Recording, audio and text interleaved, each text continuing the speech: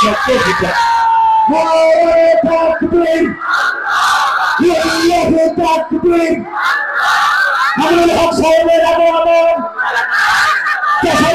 পক্ষ থেকে দিনের পক্ষ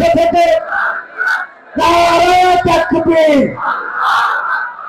সুপ্রিয় সুধী মন্ডলী, আমাদের কাছে কাঙ্ক্ষিত মেহমান মুসলিম ইসলামী চিন্তাবিদ, বাংলাদেশের মানুষের প্রাণ স্পন্দন হযরত মাওলানা আল্লামা মামুনুল হক উপস্থিত হয়েছেন। আমরা একটি জোরদার কণ্ঠে নারায়ে তাকবীর আরো জোরে শুনতে চাই। নারায়ে তাকবীর, নারায়ে তাকবীর।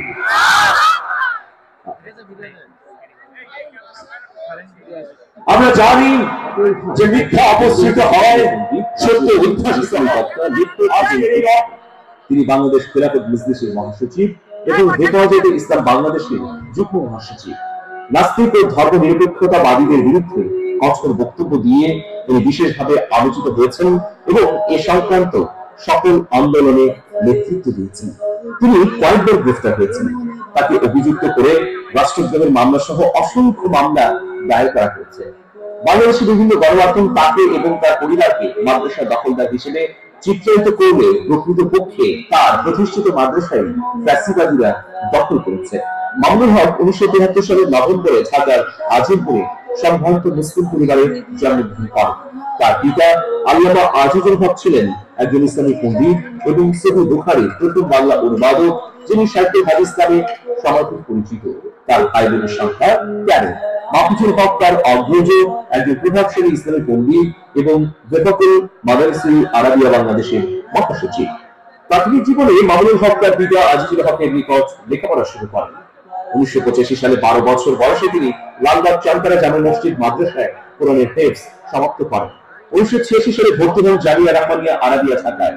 1993 সালে জামিয়া রাহমানিয়া আরাবিয়া ঢাকা থেকে কওমি মাদ্রাসা শিক্ষা বোর্ডে বেফাকুল মাদারিসুল আরাবিয়া বাংলাদেশের অধীনে কেন্দ্রীয় পরীক্ষায় উচ্চ মাধ্যমিকে প্রথম স্থান, 1995 সালে স্নাতক শ্রেণীতে তৃতীয় স্থান, 1996 সালে দাওরায়ে হাদিস পরীক্ষায় প্রথম স্থান অধিকার করেন। পাশাপাশি এশিয়ান ইউনিভার্সিটি বাংলাদেশ থেকে অর্থনীতি অনার্স ও মাস্টার্স সমাপ্ত করেন মাওলানা মামুনুল হক। 2013 সালের 5 ও 6 মে ঢাকার শাপলা চত্বরে অনুষ্ঠিত হেফাজত আন্দোলনের নেতৃত্বের জন্য 12 মে মাওলানা মামুনুল হককে গ্রেফতার করা হয়। এই সময় তিনি কারাগার থেকে দোষী নামে একটা বই রচনা করেন, যা ওই বছরের সেপ্টেম্বরে প্রকাশিত হয়। 2018 সালে অনুষ্ঠিত বাংলাদেশের সাধারণ নির্বাচনের দুদিন আগে তাকে পুনরায় গ্রেফতারের অভিযোগ ওঠে। 2021 সালের এপ্রিল পর্যন্ত তার বিরুদ্ধে সারা দেশে রাষ্ট্রদ্রোহী মামলা সহ অর্ধশতাধিক মামলা দায়ের করা হয়। এর মধ্যে 18 এপ্রিল মোবাইল ও মানিব্যাগ চুরির মামলায় তাকে গ্রেফতার করা হয়, যা 2020 সালে দায়ের করা হয়। মামলায় মামুনুল হকের বিরুদ্ধে এমন অভিযোগ আনা হয় যা আসলে তার দীর্ঘদিনের সম্মানকে ক্ষুণ্ণ করারই একটি অপপ্রয়াস। সর্বশেষ নারায়ণগঞ্জের একটি রিসোর্টে তিনি স্ত্রী সহ সেখানে উপস্থিত হলে ফ্যাসিবাদীরা তাকে আক্রমণ করে এবং পুলিশের হাতে তুলে দেয়। এই ঘটনা সারা বিশ্বকে তোলপাড় করে। অবশেষে মিথ্যা অপসৃত হয়েছে, সত্য উন্মোচিত হয়েছে। মাওলানা মামুনুল হক আবারও ওয়াজের ময়দানে ফিরে এসেছেন সত্য এবং সুন্দরকে প্রচারের জন্য। মাওলানা মামুনুল হক তার জ্ঞান, প্রজ্ঞা, মেধা, দূরদর্শিতা দিয়ে বাংলাদেশের সর্বস্তরে এবং বাংলাদেশের বাইরের 10 দিগন্তে দিনের প্রচারণে ছড়িয়ে পড়ুন, এই আমাদের নিরন্তর কামনা। জেলে ভরে জুলুম করে এমন ভাঙা যাবে না, অত্যাচারের শিকল দিয়ে এমন বাঁধা যাবে না। জেলে ভরে জুলুম করে এমন ভাঙা যাবে না, অত্যাচারের শিকল দিয়ে এমন বাঁধা যাবে না। জেলে ঘুরে জুলুম করে এমন ভাঙা যাবে না, অত্যাচারের শিকল দিয়ে এমন বাঁধা যাবে না। মোরা শক্ত হব সীসার মতো, আসবে বিপদ বাধা যত। শক্ত হব সীসার মতো, আসবে বিপদ বাধা যত। লক্ষ প্রাণের খুন ঝরাবো, ধীর পরাজয় মানব না, ধীর পরাজয় মানব না, ধীর পরাজয় মানব না, ধীর পরাজয় মানব না, ধীর পরাজয় মানব না। হতাশ কেন বন্ধু তুমি, বরং শপথ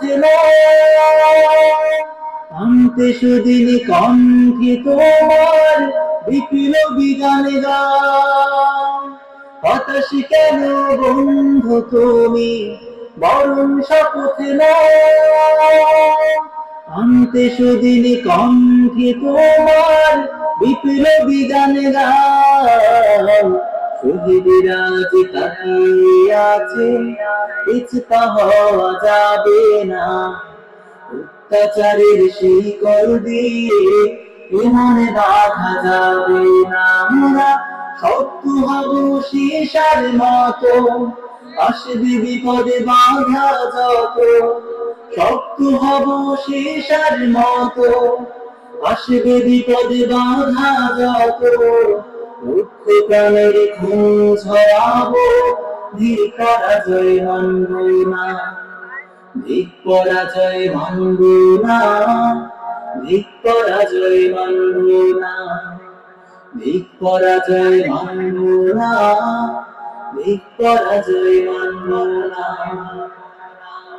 শহীদানের কাফেলা চলবে অবিরাম, আসুক যত বিপদ বাধা, হোক যত বদনাম। শহীদানের কাফেলা চলবে অবিরাম, আসুক যত বিপদ বাধা, হোক যত বদনাম। শহীদরা যে তাকিয়ে আছে, ভেঙে পড়া যাবে না, অত্যাচারের শিকল দিয়ে ইমানে বাঁধা যাবে না। আমরা শত্রু হব সীসার মতো, আসবে বিপদে বাঁধা যত, শত্রু হব সীসার মতো, আসবে বিপদে বাঁধা যত। লক্ষ প্রাণের খুন ঝরাবো, ধীর পরাজয় মানব না, ধীর পরাজয় মানব না, ধীর পরাজয় মানব না, ধীর পরাজয় মানব না, ধীর পরাজয় মানব না। জেলে ঘুরে জুলুম করে ইমান ভাঙা যাবে না, অত্যাচারের শিকল দিয়ে ইমানে বাঁধা যাবে না। জেলে ঘুরে জুলুম করে ইমান ভাঙা যাবে না, অত্যাচারের শিকল দিয়ে ইমানে বাঁধা যাবে না। আমরা শত্রু হব সীসার মতো, আসবে বিপদে বাঁধা যত, শত্রু হব সীসার মতো, আসবে বিপদে বাঁধা যত। লক্ষ প্রাণের খুন ঝরাবো, ধীর পরাজয় মানব না, ধীর পরাজয় মানব না, ধীর পরাজয় মানব না, ধীর পরাজয় মানব না, ধীর পরাজয় মানব না।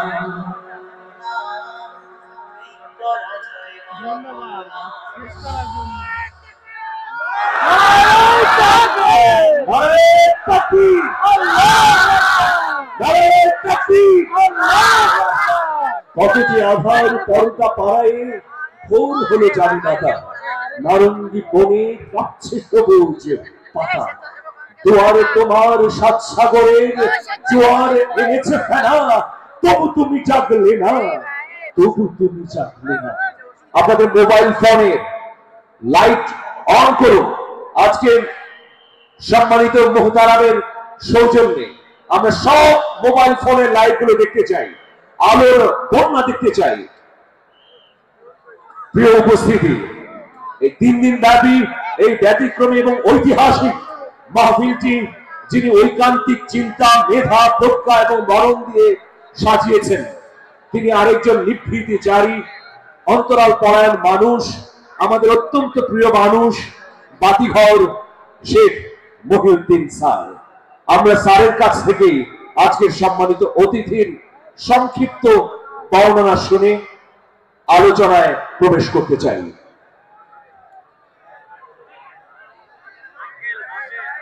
أعوذ بالله من الشيطان الرجيم بسم الله الرحمن الرحيم بسم الله الرحمن الرحيم بسم الله الرحمن الرحيم إن ربك لبالمرصاد إن ربك لبالمرصاد أما الإنسان إذا ما ابتلاه ربه فأكرمه ونعمه فيقول ربي أكرمن أما إذا ما ابتلاه فقدر عليه رزقه فيقول ربي أهانن كلا بل لا تكرمون اليتيم ولا تحاضون على طعام المسكين وتأكلون التراث أكلا لما وتحبون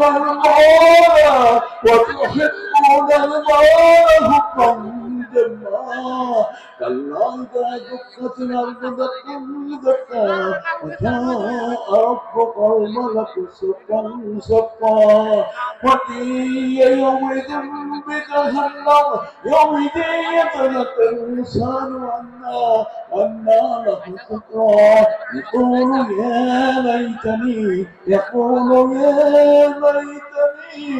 قدمت لحياتي فيومئذ لا يعذب عذابه أحد فيومئذ لا يعذب عذابه أحد يا أيتها النفس المطمئنة يا أيتها النفس المطمئنة ارجعي إلى ربك راضية مرضية فادخلي في عبادي وادخلي جنتي। প্রিয় উপস্থিতি, আসসালামু আলাইকুম ওয়া রাহমাতুল্লাহ। আজকে আমরা জীবন তৈরির সামনে দাঁড়িয়ে আছি।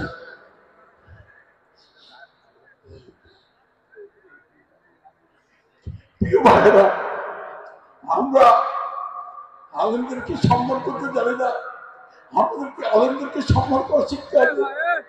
আমিও জীবন আলেম হতে পারিনি, আপনারা অনেক হননি প্রিয় ভাইরা, কিন্তু অন্তত আমরা আলেমদেরকে সম্মান করতে জানি।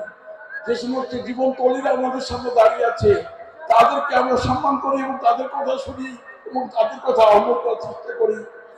জীবনকে দেখিয়ে দিয়েছে সত্যের কাছে ছাড়া কারো কাছে মাথা নত করা যাবে না, আল্লাহর কাছে ছাড়া আমরা কারো কাছে মাথা নত করবো ইনশাআল্লাহ। এখন শুনে আমার কথা। আসসালামু আলাইকুম ওয়া রাহমাতুল্লাহি ওয়া বারাকাতুহু। নাও শুরু করো। সংগ্রামী তাওহীদি জনতা, হাজার হাজার তাওহীদি জনতার এই জনস্রোত শাশ্বত বাণী কোরআনে কারীম শোনার জন্য আর শোনানোর জন্য আজকে মধ্যমণি আমাদের মাঝে উপস্থিত হয়েছেন। বাংলাদেশের আলোচিত মুখ, তাওহীদি জনতার হৃদয়ের স্পন্দন, ইসলামী আন্দোলনের অন্যতম সিপাহ সালার শাইখুল হাদিস আল্লামা আজিজুল হক সাহেবের রহিমাহুল্লাহর সুযোগ্য সন্তান আল্লামা মামুনুল হক সাহেব এ পর্যায়ে পবিত্র কালামে হাকিম থেকে মূল্যবান তাকরীর পেশ করছেন। 3 দিন ব্যাপী ঐতিহাসিক তাফসীরুল কোরআন মাহফিলে প্রথম দিবসের মধ্যমানে হযরতুল আল্লাহ মাওলানা মামুনুল হক সাহেব, হযরতুল আল্লাহ মাওলানা মামুনুল হক সাহেব লিল্লাহি তাকবীর লিল্লাহি তাকবীর আলকামের আলো আলহাদিসের আলো আমার নেতা তোমার নেতা মামুনুল হক সাহেবের আগমন দেশের বাসীর পক্ষ থেকে খুলনাবাসী ফাউন্ডেশনের পক্ষ থেকে লিল্লাহি তাকবীর।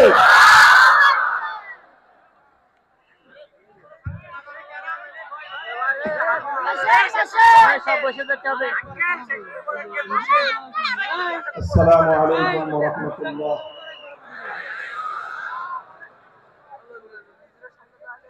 ইন্নাল হামদালিল্লাহ نحمده ونستعينه ونستغفره ونؤمن به ونتوكل عليه ونشهد أن لا إله إلا الله وحده لا شريك له ونشهد أن سيدنا وسندنا وحبيبنا ومولانا محمد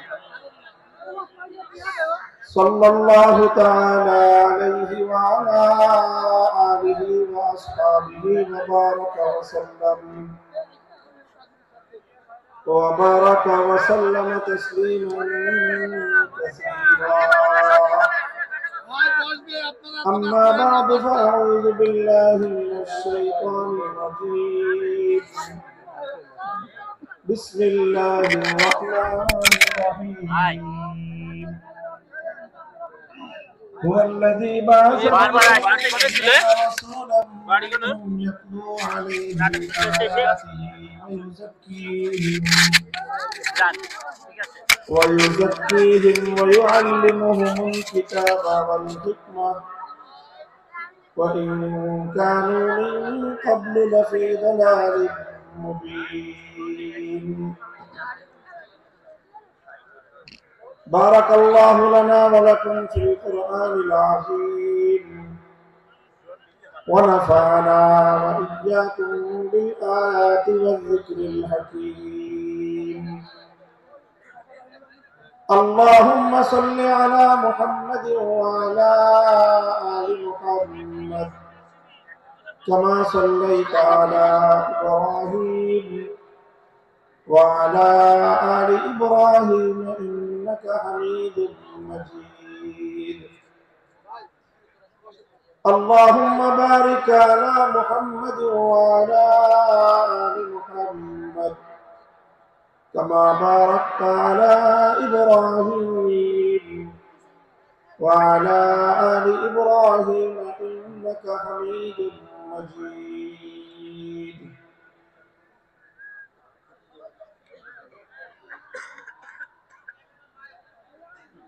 محترم সভাপতি, উপস্থিত হযরত উলামায়ে কেরাম, সম্মানিত শ্রদ্ধাভাজন আমার বয়োজ্যেষ্ঠ মুরব্বী সাহেবান, সমবেত ইসলাম প্রিয়, কোরআন প্রেমিক, নবী প্রেমিক, তাওহীদী মুসলমান ভাই ও বন্ধুগণ,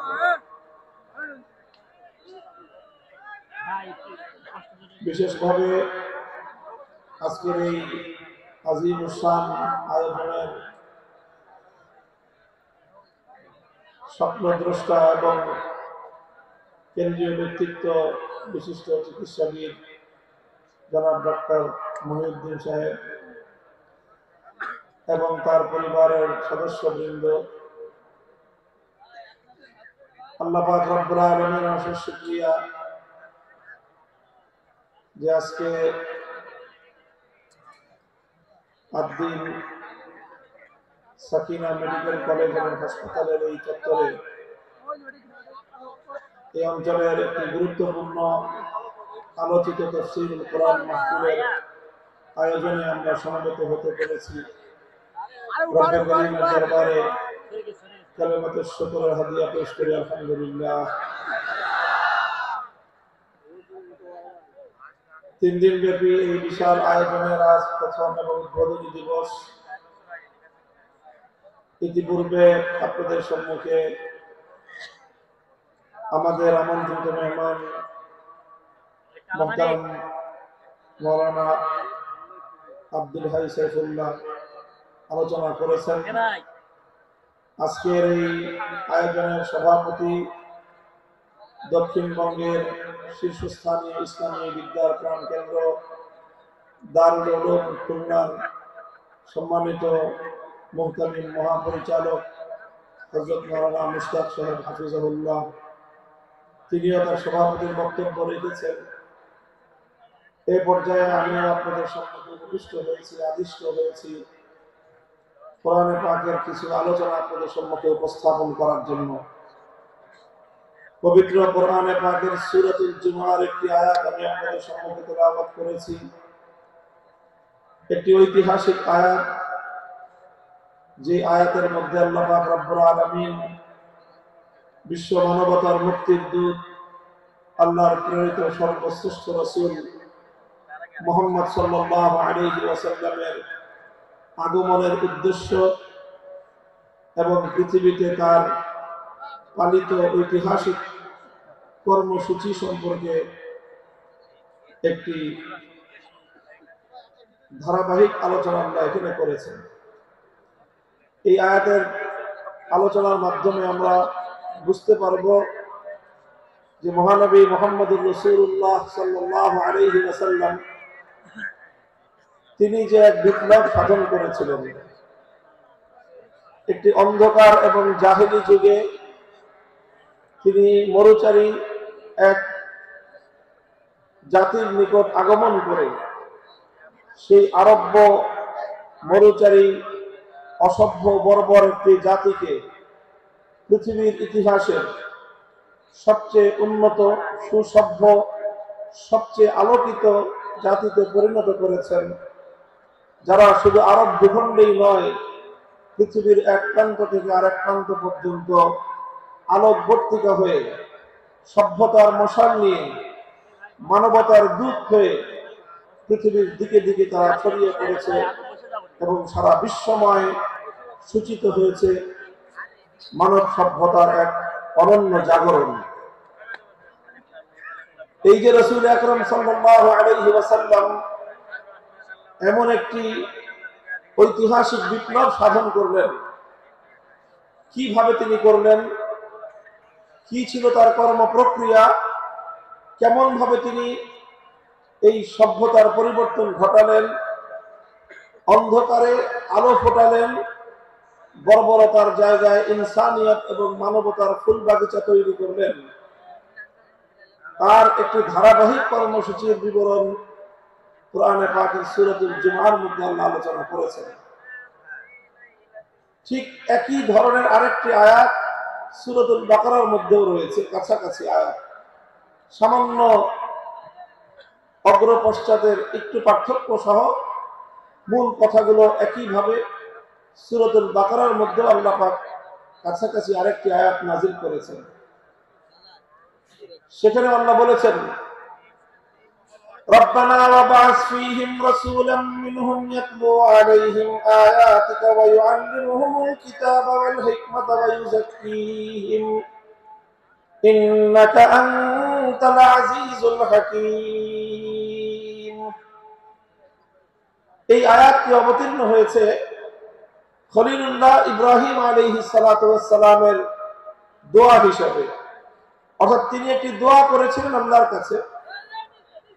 সেই দোয়ার ভাষ্য আল্লাহ পাক রব্বুল আলামিন উদ্ধৃতি আকারে সূরাতুল বাকারার মধ্যে ইব্রাহিম আলাইহিস সালাতু ওয়াস সালামের ইতিহাস বর্ণনার প্রসঙ্গে আল্লাহ আলোচনা করেছেন। তার আরেকটি ঐতিহাসিক প্রেক্ষাপটে আল্লাহর নির্দেশে ইব্রাহিম আলাইহিস সালাম তার সন্তান ইসমাইল আলাইহিস সালামকে নিয়ে সেই মক্কার পাহাড়ি প্রান্তরে একটি উপত্যকায়, চারিদিকে পাহাড় পরিবেষ্টিত একটি জনমানবহীন, একটি অনুন্নত, অবহেলিত একটি অঞ্চলে, পাহাড়ি অঞ্চলে, পাথুরে অঞ্চলে আল্লাহর পক্ষ থেকে আদিষ্ট হয়েছিলেন আল্লাহর ঘর বাইতুল্লাহ নির্মাণ করার জন্য। বিওয়াদিন গায়রি যি যারইন, এমন একটি উপত্যকা যেখানে কোনো ফল ফসল হয় না, যেখানে কোনো ফুল ফোটে না, যেখানে কোনো বৃক্ষলতা গজায় না, অর্থাৎ মানুষকে আকৃষ্ট করার মতো সেখানে কিছুই নেই। একটি খুবই ক্ষুদ্র জনবসতি, তাও অতি সম্প্রতি যেই জনবসতিটা গড়ে উঠেছে, এমন একটি অনুন্নত, জনবিচ্ছিন্ন, অনুন্নত একটি জনবসতিতে আল্লাহ পাক নির্দেশ দিলেন সেখানে যেন আল্লাহর ঘর নির্মাণ করা হয় এবং সেই ঘরটিকেই আল্লাহ পাক রব্বুল আলামিন অনাগত ভবিষ্যতে সারা পৃথিবীর জন্য সেন্টার পয়েন্ট হিসেবে, সারা পৃথিবীর মার্কাজ হিসেবে আল্লাহ সেটাকে বিশ্ববাসীর জন্য গ্রহণযোগ্য করবেন এবং সারা পৃথিবীর নেতৃত্ব প্রদান করা হবে এই বাইতুল্লাহ থেকে, আল্লাহর ঘর থেকে, এবং সারা দুনিয়ার মানুষের কেন্দ্রবিন্দুতে পরিণত হবে এই ঘর। আল্লাহ পাক সেই ঘর নির্মাণ করার নির্দেশ দিলেন তার খলিলকে। স্বাভাবিকভাবেই খলিলুল্লাহ ইব্রাহিম আলাইহিস সালাতু ওয়াস সালামের কাছে একটা বিষয় ছিল যে এমন একটা জনপদ, যেই জনপদে না আছে মানুষ, না আছে মানুষকে আকৃষ্ট করার মতো কোনো জিনিস, সেই জনপদের জনবিচ্ছিন্ন একটি পাহাড়ে পাথুরে ভূমিতে এই ঘরটি নির্মাণ করা হলে সেই ঘর কিভাবে সারা দুনিয়ার মানুষের জন্য কেন্দ্রে পরিণত হবে, কিভাবে এটাকে কেন্দ্রে পরিণত করতে হলে প্রয়োজন হবে এখানে কেন্দ্রীয় কিছু কর্মসূচি, যেই কর্মসূচির মাধ্যমে আল্লাহর ঘর বাইতুল্লাহ সারা পৃথিবীর মানুষের জন্য কেন্দ্রে পরিণত হবে। এখানে একটা মার্কাজ গড়ে উঠবে, আর সেটা গড়ে উঠবার জন্য ইব্রাহিম আলাইহিস সালাতু ওয়াস সালাম বুঝতে পেরেছিলেন যে একটি মার্কাজ, একটা সেন্টার গড়ে উঠবার জন্য প্রয়োজন হলো একজন কেন্দ্রীয় ব্যক্তিত্বের। এই জন্য ইব্রাহিম আলাইহিস সালাতু ওয়াস সালাম আল্লাহর কাছে দোয়া করলেন বাইতুল্লাহ নির্মাণ করে, যে আল্লাহ এই ঘর তোমার ঘর কাবা, এই কাবা সারা দুনিয়ার মানুষের কেন্দ্রবিন্দুতে যদি পরিণত হতে হয় তাহলে এখানে তুমি এমন একজন মহামানব পাঠাও, যে মহামানব তার কর্মসূচির মাধ্যমে সারা দুনিয়ার মানুষকে বাইতুল্লাহর দিকে আকৃষ্ট করবে এবং বাইতুল্লাহর দিকে সারা পৃথিবীর মানুষের মন মস্তিষ্ক এবং তাদের মনোযোগকে নিবিষ্ট করবে, আকৃষ্ট করতে পারবে। তখন ইব্রাহিম আলাইহিস সালাম আল্লাহর কাছে দোয়া করলেন, হে আল্লাহ তুমি একজন মানুষ এখানে পাঠাও, একজন মহামানব তুমি পাঠাও, একজন রাসূল তুমি পাঠাও, যে রাসূলের কিছু কর্মসূচির কথা ইব্রাহিম আলাইহিস সালাম উল্লেখ করেছেন। ইব্রাহিম আলাইহিস সালাম তার দোয়ার মধ্যে যেই রাসূলের জন্য তিনি কামনা ব্যক্ত করেছেন, দোয়া করেছেন আল্লাহর কাছে, সেই রাসূলের জন্য তিনি 4টি কর্মসূচি এবং 4টি বৈশিষ্ট্যের কথা উল্লেখ করেছেন। বিস্ময়কর বিষয় হলো ইব্রাহিম আলাইহিস সালাতু ওয়াস সালাম যেই 4টি বৈশিষ্ট্যের কথা উল্লেখ করেছিলেন তার দোয়ার মধ্যে তার সেই কামনীয় মহান রাসূলের জন্য 6000 বছর পরে আল্লাহ পাক রব্বুল আলামিন যখন সেই মক্কার মাটিতে, সেই মক্কার ভূখণ্ডে, সেই বাইতুল্লাহর নগরে তিনি যখন ইব্রাহিম আলাইহিস সালামের দোয়ার সেই স্বপ্ন পুরুষ মুহাম্মদুর রাসূলুল্লাহ সাল্লাল্লাহু আলাইহি ওয়াসাল্লামকে আল্লাহ নবুয়ত দিয়ে প্রেরণ করলেন, তখনও আল্লাহ পাক রব্বুল আলামিন এই মহান নবীর কর্মসূচি হিসেবে সেই 4টি বিষয়কে উল্লেখ করলেন, যেই 4টি বিষয়কে উল্লেখ করে 6000 বছর আগে ইব্রাহিম আলাইহিস সালাম এরকম একজন মহামানব পাঠানোর জন্য আল্লাহর কাছে আকুতি জানিয়েছিলেন। ইব্রাহিম আলাইহিস সালাম বলেছিলেন, রব্বানা ওয়াবআস ফীহিম রাসূলান মিনহুম ইয়াতলু আলাইহিম আয়াতিকা ওয়া ইউআল্লিমুহুমুল কিতাবা ওয়াল হিকমা ওয়া ইউযাক্কিহিম ইন্নাকা আনতাল আজিজুল হাকীম। আমরা এখানে ধারাবাহিকভাবে ইব্রাহিম আলাইহিস সালামের দোয়া এবং 6000 বছর পরে সেই দোয়ার স্বপ্ন প্রতিশ্রুত পুরুষ মুহাম্মদুর রাসূলুল্লাহ সাল্লাল্লাহু আলাইহি ওয়াসাল্লামের আগমনের প্রাক্কালে আল্লাহ পাক রব্বুল আলামিন সেই নবীর যে কর্মসূচিগুলো উল্লেখ করেছেন, ধারাবাহিকভাবে সেই 4টি কর্মসূচির আমরা আলোকপাত করব, আলোচনা করব। এটাই হলো আজকে আমার তাফসীরুল কোরআনের আলোচ্য বিষয়। প্রথম কর্মসূচির কথা আল্লাহ পাক বলেছেন, আরেকটি গুরুত্বপূর্ণ এখানে পয়েন্ট হলো আলোচনার, যে 4টি কর্মসূচির কথা ইব্রাহিম আলাইহিস সালামের দোয়ার মধ্যে এসেছে এবং সেই দোয়ার বাস্তবায়ন যখন আল্লাহ ঘটিয়েছেন কবুল করেছেন। কবুল করে তার বাস্তবায়ন ঘটানোর সময় নবীকে আল্লাহ পাঠিয়ে যেই কর্মসূচিগুলির কথা বলেছেন, 4টি কর্মসূচি, এই 4টি কর্মসূচি একটি বিষয়কে কেন্দ্র করে আবর্তিত হয়েছে, আর সেই বিষয়টি হলো মহাগ্রন্থ আল কোরআনুল কারীম। কোরআনকে কেন্দ্র করে আল্লাহ নবীর বৈপ্লবিক সকল কর্মসূচি নিবিষ্ট হয়েছে, কেন্দ্রীভূত হয়েছে। মূল হলো কোরআন, কিতাবুল্লাহ। এই কিতাবুল্লাহকে কেন্দ্র করেই রাসূলুল্লাহ তিনি তার যাবতীয় কর্মসূচি পালন করেছেন, তিনি তার যাবতীয় কর্মকাণ্ড পরিচালনা করেছেন, তিনি তার বিপ্লব সাধন করেছেন।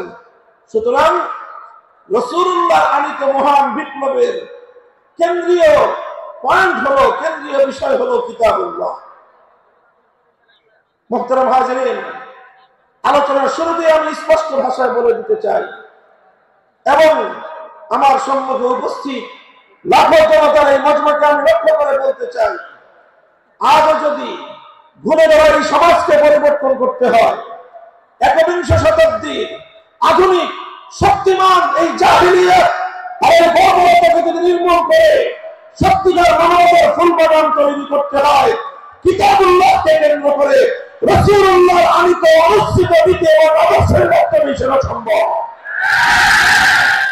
কাজে আমাদেরকে আবার যারা আমরা আল্লাহর কিতাবুল্লাহর অনুসারী, যারা আমরা রাসূলুল্লাহর উম্মত, কিতাবুল্লাহর অনুসারী, রাসূলুল্লাহর উম্মতদেরকে আবার সেই রাসূলুল্লাহ আদর্শে কিতাবুল্লাহ অনুসরণের মাধ্যমে সমস্ত তন্ত্রমন্ত্রের প্রবচনার মধ্য দিয়ে নতুন বিশ্ব ব্যবস্থা গড়ে তুলতে হবে, নতুন বিশ্ব ব্যবস্থা চালিয়ে যেতে হবে।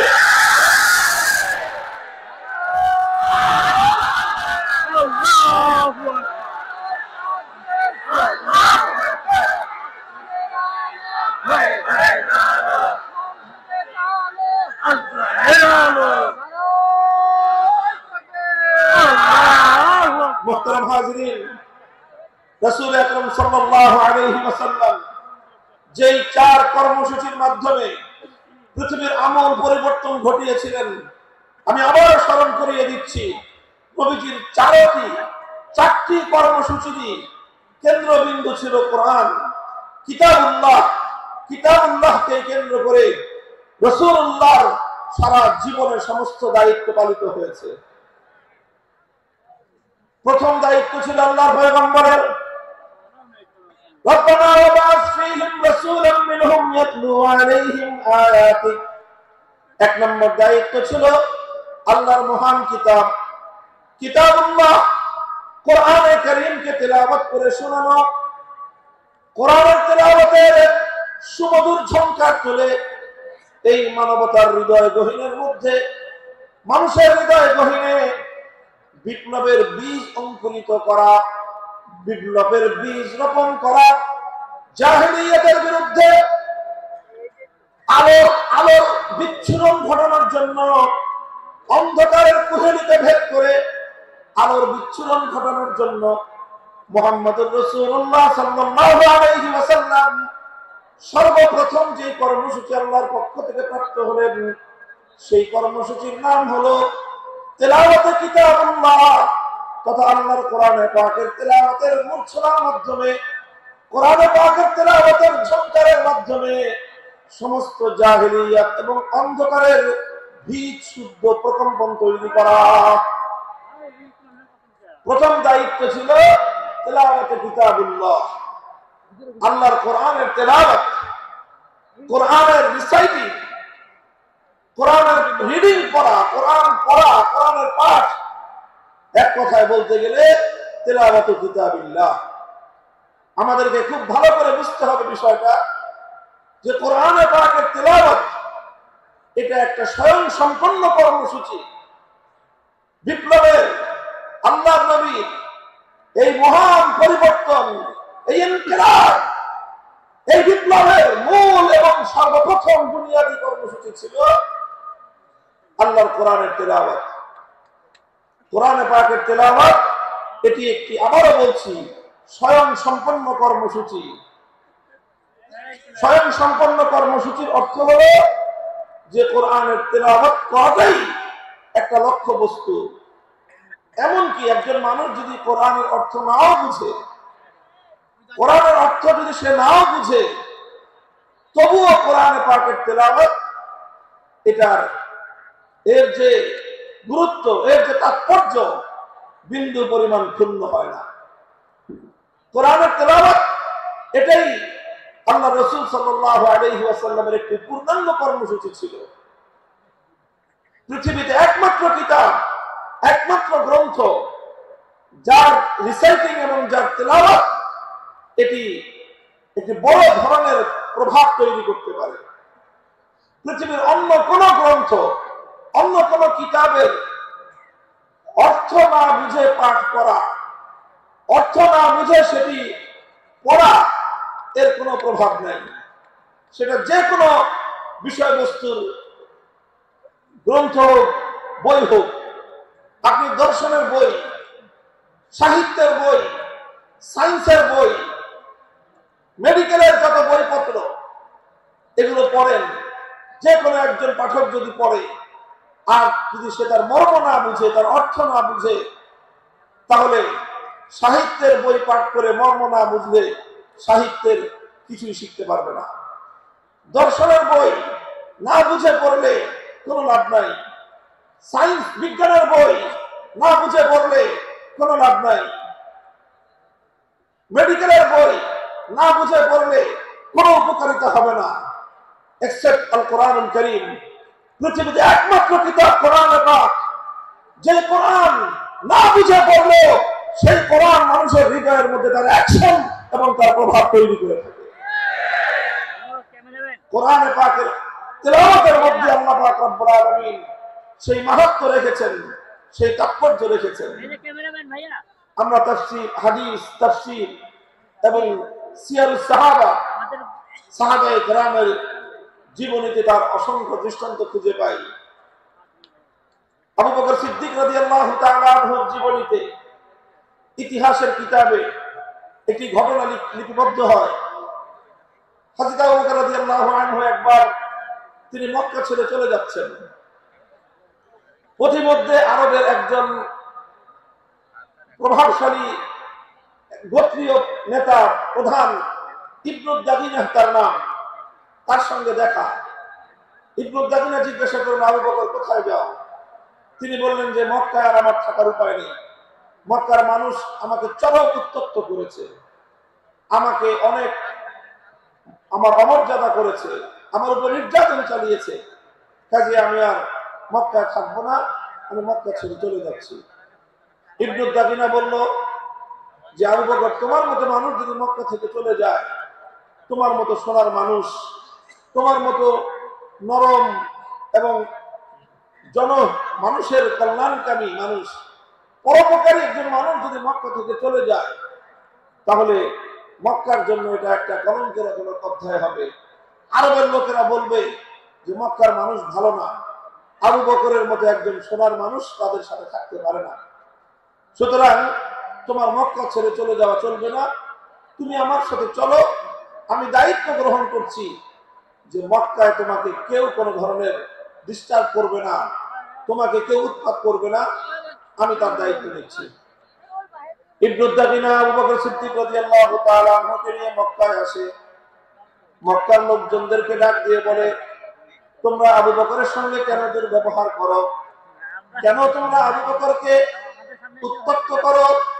কেন তার উপর নির্যাতন চালাও? আবু বকর যদি তোমাদের মক্কা ছেড়ে চলে যায়, সেটা হবে মক্কার মানুষের জন্য, মক্কার জন্য চরম অসম্মানের একটা বিষয়, মক্কার বাসীর জন্য এটা হবে একটা বদনামের কারণ। সুতরাং আবু বকরকে তোমরা উত্ত্যক্ত করো না, তাকে তোমরা নির্যাতন চালিও না, আবু বকরকে তার মতো মক্কায় থাকতে দাও। কারণ আবু বকর তো কোনো মানুষের ক্ষতি করে না, মানুষের কল্যাণ করে। নিজে আহার না খেয়ে অনাহারে মানুষের মুখে আহার করে দেয়, মানুষের সে কল্যাণ সাধন করে। মক্কার লোকেরা তখন জবাব দিল যে আবু বকর যদি মক্কায় থাকতে চায় থাকুক, আমাদের কোনো আপত্তি নাই। এমনকি আবু বকর আমাদের বাপ দাদার ধর্ম ত্যাগ করে মুহাম্মাদের ধর্ম গ্রহণ করেছে, এই ব্যাপারে আমরা আপত্তি করব না। মুহাম্মাদের ধর্ম ত্যাগ শুধু গ্রহণ করেছে তাই নয়, বরং সে মুহাম্মাদের ধর্ম মানুষের মধ্যে প্রচার করবার জন্য কাজ করে, সেটা না হয় আমরা মেনে নিলাম। কিন্তু আবু বকরকে যদি মক্কায় থাকতে হয়, আমাদের শুধুমাত্র একটি শর্ত মানতে হবে। আবু বকর আল্লাহর কোরআনের তেলাওয়াত করে, কালামুল্লাহ শরীফের তেলাওয়াত করে, সে তেলাওয়াত করুক, সেটা তো আমরা বাধা দিব না। কিন্তু শুধুমাত্র আমাদের একটা শর্ত মানতে হবে, আবু বকরকে কোরআনের তেলাওয়াত করতে হবে তার ঘরের দুয়ার বন্ধ করে, ঘরের ভিতরে। ঘরের দুয়ার খুলে উঠোনে দাঁড়িয়ে, উন্মুক্ত প্রান্তরে দাঁড়িয়ে আবু বকর আল্লাহর কোরআন তেলাওয়াত করে এটা করতে পারবে না। ইবনে দাবিনা জিজ্ঞাসা করলো কারণ কি? ঘরটারও মালিক আবু বকর, ঘরের যে উঠোন সেই উঠোনের মালিকও আবু বকর। ঘরের উঠোনে, ঘরের বাইরে দাঁড়িয়ে, বারান্দায় দাঁড়িয়ে যদি আবু বকর তেলাওয়াত করে তোমাদের সমস্যা কোথায়? মক্কার লোকেরা তখন জবাব দিল যে আবু বকর যখন ঘরের বাইরে উন্মুক্ত উঠোনে দাঁড়িয়ে আবেগ মাখা কণ্ঠে আল্লাহর কোরআনের পাকের তেলাওয়াত করতে থাকে, তখন আবু বকর সিদ্দিকের এই কোরআনের তেলাওয়াত এটা মন্ত্রমুগ্ধের মতো, এটা চুম্বকের মতো আমাদের মানুষগুলোকে আকর্ষণ করতে থাকে। এমনকি আমরা ঘরের মধ্যে আমাদের ছোট্ট ছোট্ট শিশুদেরকে পর্যন্ত দড়ি দিয়ে বেঁধে রাখতে পারি না। বাপ ভাঙ্গা জ্বরের মতো আবু বকরের কোরআনের তেলাওয়াত এটা লোহাকে যেমন চুম্বক আকর্ষণ করে টেনে নেয়, আবু বকরের তেলাওয়াত এভাবেই আমাদের ছোট ছোট ছোট শিশু বাচ্চাদেরকে, আমাদের ছোট ছোট শিশুদেরকে পর্যন্ত আবু বকরের দিকে, কোরআনের তেলাওয়াতের দিকে আকৃষ্ট করে টেনে নিয়ে আসে। কোরআন তেলাওয়াত করুক, আপত্তি নাই, কিন্তু এমন ভাবে তেলাওয়াত করতে হবে যেন আমাদের মানুষের কর্ণকুহরে কোরআনের তেলাওয়াতের আওয়াজ পৌঁছতে না পারে। মুহতারাম হাজিরিন, ইতিহাস বলে এভাবেই শুধু আল্লাহর কোরআনের তেলাওয়াত এটাই সর্বপ্রথম মক্কার কায়েমি স্বার্থবাদীদের জাহিলিয়াতের বীজ শুদ্ধতা দিয়ে দিয়েছিল। কোরআনের তেলাওয়াতের মধ্যে আল্লাহ পাক রব্বুল আলামিন সেই অ্যাকশন এবং সেই প্রভাব রেখে দিয়েছেন, সেই তাসির রেখে দিয়েছেন। বলেন সুবহানাল্লাহ।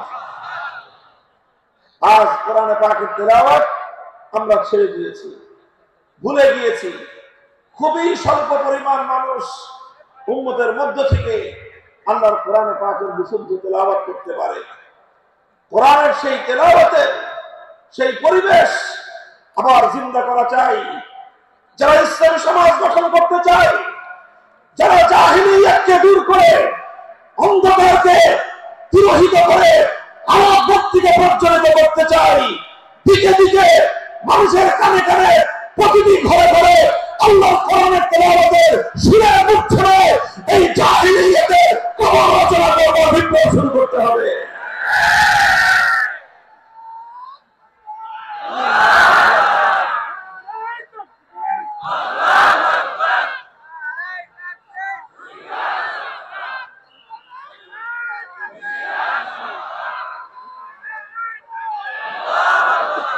والذي بعث في الأميين رسولا منهم يتلو عليهم آياته ويعلمهم الكتاب والحكمة। নবী আকরাম সাল্লাল্লাহু আলাইহি ওয়াসাল্লামের এক নম্বর কর্মসূচি ছিল তেলাওয়াতে কালামে পাক, তেলাওয়াতে কিতাবুল্লাহ। আলহামদুলিল্লাহ, আজকের সমাজে মাদ্রাসাগুলোর মধ্যে, শিক্ষা প্রতিষ্ঠানগুলোর মধ্যে, বিশেষ করে মক্তব এবং তাহফিজুল কোরআন বিভাগ, হিফজ বিভাগে এই বিশুদ্ধ তেলাওয়াতের চর্চা চলছে। আমরা আজকের এই 5ই আগস্ট পরিবর্তিত বিপ্লবোত্তর বাংলার এই মাটিতে একটা স্পষ্ট আহ্বান জানাতে চাই, একটা দাবি তুলতে চাই। গোটা বাংলার 18 কোটি তৌহিদি জনতার এক কণ্ঠে আওয়াজ তুলতে চাই। আমাদের জাতীয় শিক্ষা ব্যবস্থায় প্রতিটি স্কুলে, প্রাইমারি স্কুলে আমার সন্তানদেরকে জাতীয় শিক্ষা ব্যবস্থার অন্তর্ভুক্ত করে বিশুদ্ধ কোরআন তেলাওয়াত শিক্ষা ব্যবস্থা করতে হবে। স্কুলগুলোতে আমাদের সোনামণিদেরকে আল্লাহর কোরআনের সঠিক শিক্ষা তেলাওয়াত শিক্ষা দেওয়া শুরু হয়, এই আমার বাংলাদেশকে আর কোন শক্তি বিপদগামী করতে পারবে না, বিপদগামী করতে পারবে না ইনশাআল্লাহ।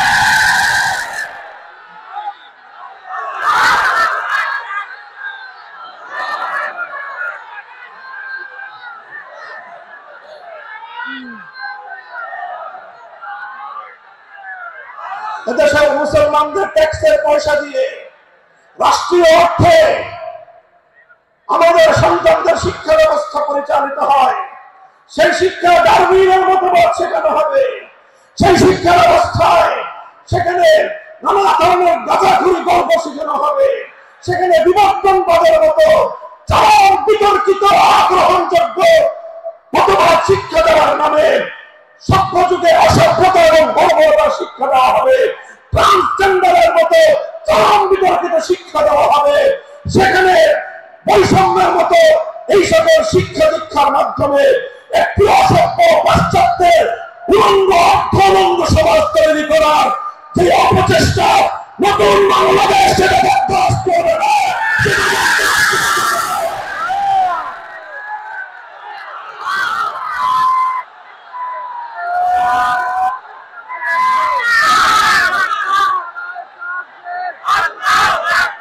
এই জন্য আপনারা যে কথা বলছি, কোরআনকে ঘরে ঘরে পৌঁছাতে হবে, প্রতিটি শিশুর হৃদয়ে আল্লাহর কোরআনের আলো জ্বলতে হবে।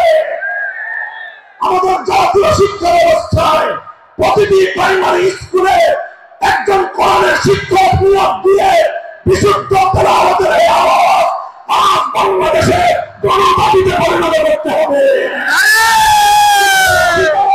যদি স্বাভাবিকভাবে আদায় না হয়, যে কোনো মূল্যে আগামী ভবিষ্যৎ প্রজন্মের ইমান এবং আকীদা রক্ষার জন্য আদায় করে নিতে হবে, আদায় করে নিতে হবে।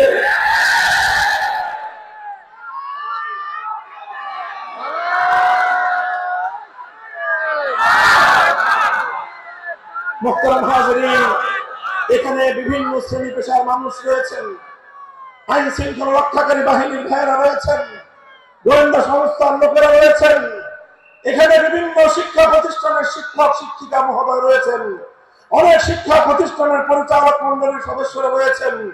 আপনারা সকলেই বিবেচনা করে দেখুন যে এত কিছু শিক্ষা দেওয়া হয়, এতগুলো সাবজেক্ট পড়ানো হয়, এত শিক্ষক শিক্ষিকা জাতীয় শিক্ষা ব্যবস্থার শিক্ষাঙ্গনগুলোকে রাষ্ট্রীয়ভাবে প্রতিপালিত হয়, তাদের সকলের আয়োজন হয়, অথচ কোটি কোটি কোটি কাছে শিক্ষার্থীদের জন্য জাতীয় শিক্ষা ব্যবস্থায় আল্লাহর কোরআনের বিশুদ্ধ তেলাওয়াত শিক্ষা দেওয়া হলো না। একটি মুসলিম জাতি হিসেবে আমাদের জন্য এর চেয়ে দুঃখজনক, এর চেয়ে লজ্জাজনক আর কোনো বিষয় থাকতে পারে। এমন বাংলাদেশ দেখার জন্য শরীয়তুল্লাহ ওয়াক্ত দেয় নাই, এমন বাংলাদেশ দেখার জন্য তিতুমিররা বাঁশের কেল্লা করে নাই। আমাদেরকে অনেক বঞ্চিত করা হয়েছে, আমাদেরকে বিপদগামী করার জন্য জাতীয় আন্তর্জাতিক আভ্যন্তরীণ এবং বহির শত্রুরা একযোগে অনেক ষড়যন্ত্র করেছে। এবার সমস্ত ষড়যন্ত্রের জাল ছিন্ন করবার সময় এসেছে।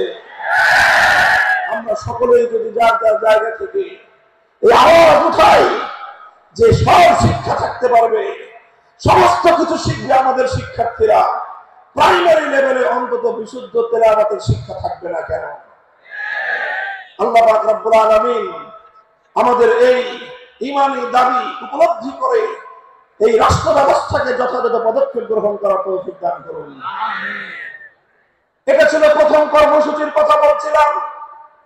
ইয়াতলু আলাইহিম আয়াতিক, এমন একজন পয়গম্বর যে পয়গম্বরের প্রথম কর্মসূচি হবে আল্লাহর কোরআনকে তেলাওয়াত করে শোনানো, কোরআনে পাকের রিসাইটিং, কোরআনের পাঠ, কোরআনের রিডিং করে শোনানো। এটাই হলো একটা বৈপ্লবিক কর্মসূচি। রাসূল আকরাম সাল্লাল্লাহু আলাইহি ওয়াসাল্লামের দ্বিতীয় কর্মসূচির কথা আল্লাহর কোরআন বলছে, ওয়া ইউআল্লিমুহুমুল কিতাব, যে কোরআনের তেলাওয়াত হলো, যে কোরআন পড়ে শোনানো হলো। এক নম্বর কর্মসূচির মাধ্যমে কোরআনকে তেলাওয়াত করে মানুষের কানে কানে পৌঁছে দেওয়া হলো। এরপরে দ্বিতীয় কর্মসূচির শুরু হলো। দ্বিতীয় কর্মসূচিটা হলো ওয়াইআল্লিমুহুমুল কিতাব, যে কোরআনকে তুমি তেলাওয়াত করেছো, ওগো আমার নবী, এবার এই জাতিকে তুমি কোরআনে পাকের মর্ম বোঝাও, কোরআনের অর্থ বোঝাও, কোরআনের উদ্দেশ্য বোঝাও, কোরআনের ব্যাখ্যা বোঝাও, তাফসীরের মাধ্যমে মানুষের কাছে আল্লাহর মেসেজ এবং আল্লাহ পাকের পয়গামগুলো বিশ্ব মানব জাতির কাছে তুলে ধরো। রাসূল আকরাম সাল্লাল্লাহু আলাইহি ওয়াসাল্লামের দ্বিতীয় দফা কর্মসূচির শিরোনাম হলো তালিমুল কিতাব, অর্থাৎ আল্লাহর কিতাবের মর্ম এবং তার ব্যাখ্যা শিক্ষা প্রদান করা। আল্লাহ নবী পবিত্র কোরআনে পাককে এভাবে ব্যাখ্যা করে শিখিয়েছেন, মানুষকে বুঝিয়েছেন, কোরআনের অর্থ বুঝিয়েছেন, কোরআনের এক একটা শব্দ শব্দ করে আল্লাহ নবী এই উম্মতের সামনে তার মর্ম ব্যাখ্যা করেছেন। আল্লাহ নবী কোরআনে পাককে বোঝাতে গিয়ে যেই কথাগুলো বলেছেন, কিয়ামত পর্যন্ত আল্লাহ নবীর সেই কথাগুলোই হাদিসে রাসূল হিসেবে উম্মতে মুহাম্মাদিয়ার কাছে সংরক্ষিত এক মহান মূল্যবান আমানত। তিনি কোরআন শিক্ষা দিয়েছেন, কোরআনের মর্ম বুঝিয়েছেন, কোরআনের ব্যাখ্যা বুঝিয়েছেন। আল্লাহ পাক রব্বুল আলামিন মানব জাতিকে লক্ষ্য করে কি মেসেজ পাঠিয়েছেন, কি বার্তা তিনি দিয়েছেন, সেই বার্তা আর আল্লাহ সেই পয়গামগুলো নবী আকরাম সাল্লাল্লাহু আলাইহি ওয়াসাল্লাম মানুষকে বুঝিয়েছেন। এটা হলো আল্লাহর নবীর 2 নম্বর কর্মসূচি। 1 নম্বর কর্মসূচির শিরোনাম হলো তেলাওয়াতে কিতাব। সবাই বলেন, 1 নম্বর কর্মসূচি হলো তেলাওয়াতে কিতাব। বলেন 1 নম্বর কর্মসূচি কি? 2 নম্বর কর্মসূচি হলো তালিমে কিতাব। বলেন 2 নম্বর কর্মসূচি কি? তালিমে কিতাব। 1 নম্বর ছিল তেলাওয়াতে কিতাব, 2 নম্বর হলো তালিমে কিতাব। তেলাওয়াতে কিতাবের অর্থ হলো শুধু কোরআন পড়া, বুঝুক বা না বুঝুক কোনো সমস্যা নাই, বুঝে পড়লেও সওয়াব হবে, না বুঝে পড়লেও সওয়াব হবে, বুঝে পড়লেও হৃদয়ে প্রভাব তৈরি করবে, না বুঝে পড়লেও হৃদয়ে প্রভাব তৈরি করবে। আল্লাহর কোরআন একমাত্র গ্রন্থ যার প্রতিটি অক্ষরের মধ্যে আল্লাহ পাক রব্বুল আলামিন এক অসাধারণ এবং এক অসম্ভব রকম শক্তি দিয়ে আল্লাহ প্রতিটি অক্ষরকে নাজিল করেছেন। 2 নম্বর তেলাওয়াত, 2 নম্বর কর্মসূচি হলো তালিমে কিতাব। 1 নম্বর কর্মসূচির মাধ্যমে যে কোরআনকে তেলাওয়াত করা হলো, 2 নম্বর কর্মসূচির মাধ্যমে এবার সেই কোরআনের মর্ম এবং তার ব্যাখ্যা শিক্ষা দেওয়া হবে। আল্লাহ রাসূল সাল্লাল্লাহু আলাইহি ওয়াসাল্লাম উম্মতকে 23 বছরে একটা একটা অক্ষর করে তার মর্ম শিক্ষা দিয়েছেন। সাহাবায়ে কেরাম আল্লাহ নবীর কাছ থেকে কোরআনের মর্মগুলো শিখেছেন শুধুমাত্র আরবি ভাষার মাধ্যমে। আরবের সাহাবীরা আল্লাহর কোরআনকে যথাযথ বুঝতে পারেন নাই, আরবি ভাষার মাধ্যমে অনেক জায়গায় তারা উল্টো বুঝেছেন। আল্লাহর উদ্দেশ্য তারা উদ্ধার করতে পারেননি, আল্লাহর মর্ম তারা উপলব্ধি করতে পারেননি, বরং আল্লাহর কোরআনের অর্থ বুঝতে গিয়ে সাহাবায়ে কেরামকে, আরবের মানুষকে প্রতিটি পদে পদে আল্লাহর পয়গম্বর মুহাম্মদুর রাসূলুল্লাহ সাল্লাল্লাহু আলাইহি ওয়াসাল্লামের দ্বারস্থ হতে হয়েছে। আর আল্লাহর নবী প্রতিটি আয়াতকে উম্মতের সামনে এভাবে ব্যাখ্যা করে করে বুঝিয়ে দিয়েছেন। বুঝা গেল কথা? আপনারা রিপ্লাই দিয়ে কথা বুঝতে পারলেন? রাসূলুল্লাহ সাল্লাল্লাহু আলাইহি ওয়াসাল্লামের 1 নম্বর কর্মসূচি ছিল তেলাওয়াতে কিতাব। 2 নম্বর কর্মসূচি কি ছিল? তালিমে কিতাব। কি ছিল? তালিমে কিতাব। তালিমে কিতাব, এটা ছিল 2 নম্বর কর্মসূচি। তালিমে কিতাবের অর্থ হলো আল্লাহ যা কিছু বলেছেন তার মর্ম, তার উদ্দেশ্য, তার ব্যাখ্যা, এটাকে এক্সপ্লেইন করে, এটাকে বিস্তারিত বিবরণের মাধ্যমে মানুষকে বুঝিয়ে দেওয়া, উম্মতকে বুঝিয়ে দেয়া, আল্লাহর বান্দাদেরকে বুঝিয়ে দেয়া। আল্লাহ এজন্যই বলেছেন وأنزلنا إليك الذكر لتبين للناس ما نزل إليهم ولعلهم يتفكرون। ওগো আমার নবী, আমি আমার এই মহাগ্রন্থ কোরআনে পাক আপনার কাছে নাযিল করেছি। পাহাড়ের উপর আমি অবতীর্ণ করি নাই, আসমানের উপর আমি অবতীর্ণ করি নাই, বাইতুল্লাহর উপর আমি অবতীর্ণ করি নাই, অন্য কোন কিছুর উপর আমি আমার এই কোরআনকে অবতীর্ণ করি নাই। আমার এই কোরআন আমি আপনার নিকট এজন্য নাযিল করেছি কারণ আপনার ব্যাখ্যা ছাড়া এই উম্মত এবং এই বিশ্ববাসী আল্লাহর কালামকে পরিপূর্ণভাবে এর অর্থ কোনদিন এর অর্থ বুঝতে পারবে না, এর মর্ম উদ্ঘাটন করতে পারবে না। এজন্য নবীর 2 নম্বর কর্মসূচি হলো কোরআনে পাকের ব্যাখ্যা বুঝানো। তিনি আলহামদুলিল্লাহ সেই ব্যাখ্যা বুঝিয়েছেন, তিনি সেই মর্ম শিখিয়েছেন। আলহামদুলিল্লাহ আজও উম্মতের মধ্যে কোরআনের অর্থ বোঝানোর প্রক্রিয়া অব্যাহত আছে। মাদ্রাসা শিক্ষার মাধ্যমে এদেশের সোনার সন্তানদেরকে 10 বছরের দীর্ঘ কারিকুলামের মাধ্যমে কোরআনের ব্যাখ্যা শেখানো হয়। 5 বছরের কারিকুলামের মাধ্যমে তাদেরকে কোরআনের তেলাওয়াত শেখানো হয়েছে। এরপরে 10 বছরের শিক্ষা কারিকুলামের মাধ্যমে তাদেরকে কোরআনের ব্যাখ্যা শেখানো হয়। আর এভাবে উলামায়ে কেরাম তাফসীর গ্রন্থ লিখে কোরআনে পাকের অনুবাদ গ্রন্থ লিখে মানুষের কাছে কোরআনের পয়গাম পৌঁছে দেওয়ার মাধ্যমে কোরআনের ব্যাখ্যা এবং মর্ম জাতির কাছে পৌঁছে দেওয়ার চেষ্টা করেছেন। আর এই রকম বাংলার প্রত্যন্ত অঞ্চলে, গ্রাম বাংলার শহর নগর বন্দরে তাফসীরুল কোরআন মাহফিলগুলোর মাধ্যমে এ জাতির সোনার সন্তান, এ জাতির শ্রেষ্ঠ সন্তান আলেম সমাজ এভাবে শতাব্দী কাল পর্যন্ত এদেশের মানুষের কাছে কোরআনের বাণী, কোরআনের পয়গাম পৌঁছে দেওয়ার জন্য তাফসীরুল কোরআন মাহফিলগুলোর আয়োজন করছে। এটা গেল 2য় দফা কর্মসূচি। কাজেই কোরআনের মর্ম বোঝার দরকার আছে না নাই? এটা বড় আশ্চর্যজনক বিষয়, বড় দুঃখজনক মর্মান্তিক একটা বিষয় আছে। বহু মানুষ, বহু ভাই বোন আমাদের মাঝে এমন খুঁজে পাওয়া যাবে, অনেক কিছু তারা পড়াশোনা করেছেন জীবনে, অনেক পড়াশোনা করেছেন, রাজনীতি নিয়ে পড়াশোনা করেছেন, অর্থনীতি নিয়ে পড়াশোনা করেছেন, সাহিত্য নিয়ে পড়াশোনা করেছেন, দর্শন নিয়ে পড়াশোনা করেছেন।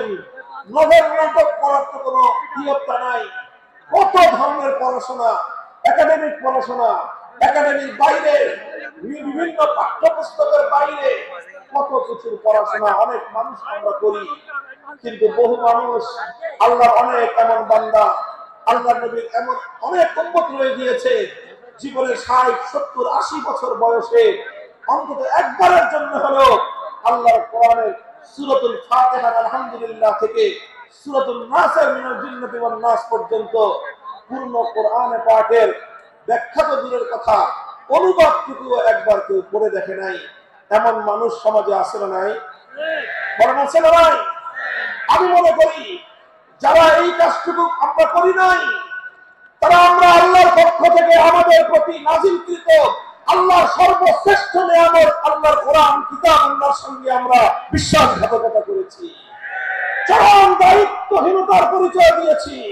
শপথ নিন, যারা অন্তত এই কাজটা করেননি, জীবনের অবশিষ্ট সময় হলেও ধাপে ধাপে প্রতিদিন 1 পৃষ্ঠা 2 পৃষ্ঠা 1 রুকু 2 রুকু করে 1 সূরা 2 সূরা করে অল্প অল্প করে হলেও পূর্ণ কোরআনে পাকের ব্যাখ্যা না করতে পারেন, অন্তত গ্রহণযোগ্য নির্ভরযোগ্য কোন ব্যক্তির আলেমের লিখিত কোরআনের অনুবাদ অন্তত একবার করবো আমরা। সবাই ইনশাআল্লাহ কারা কারা করবেন বলেন তো? আল্লাহ পাক কবুল করেন।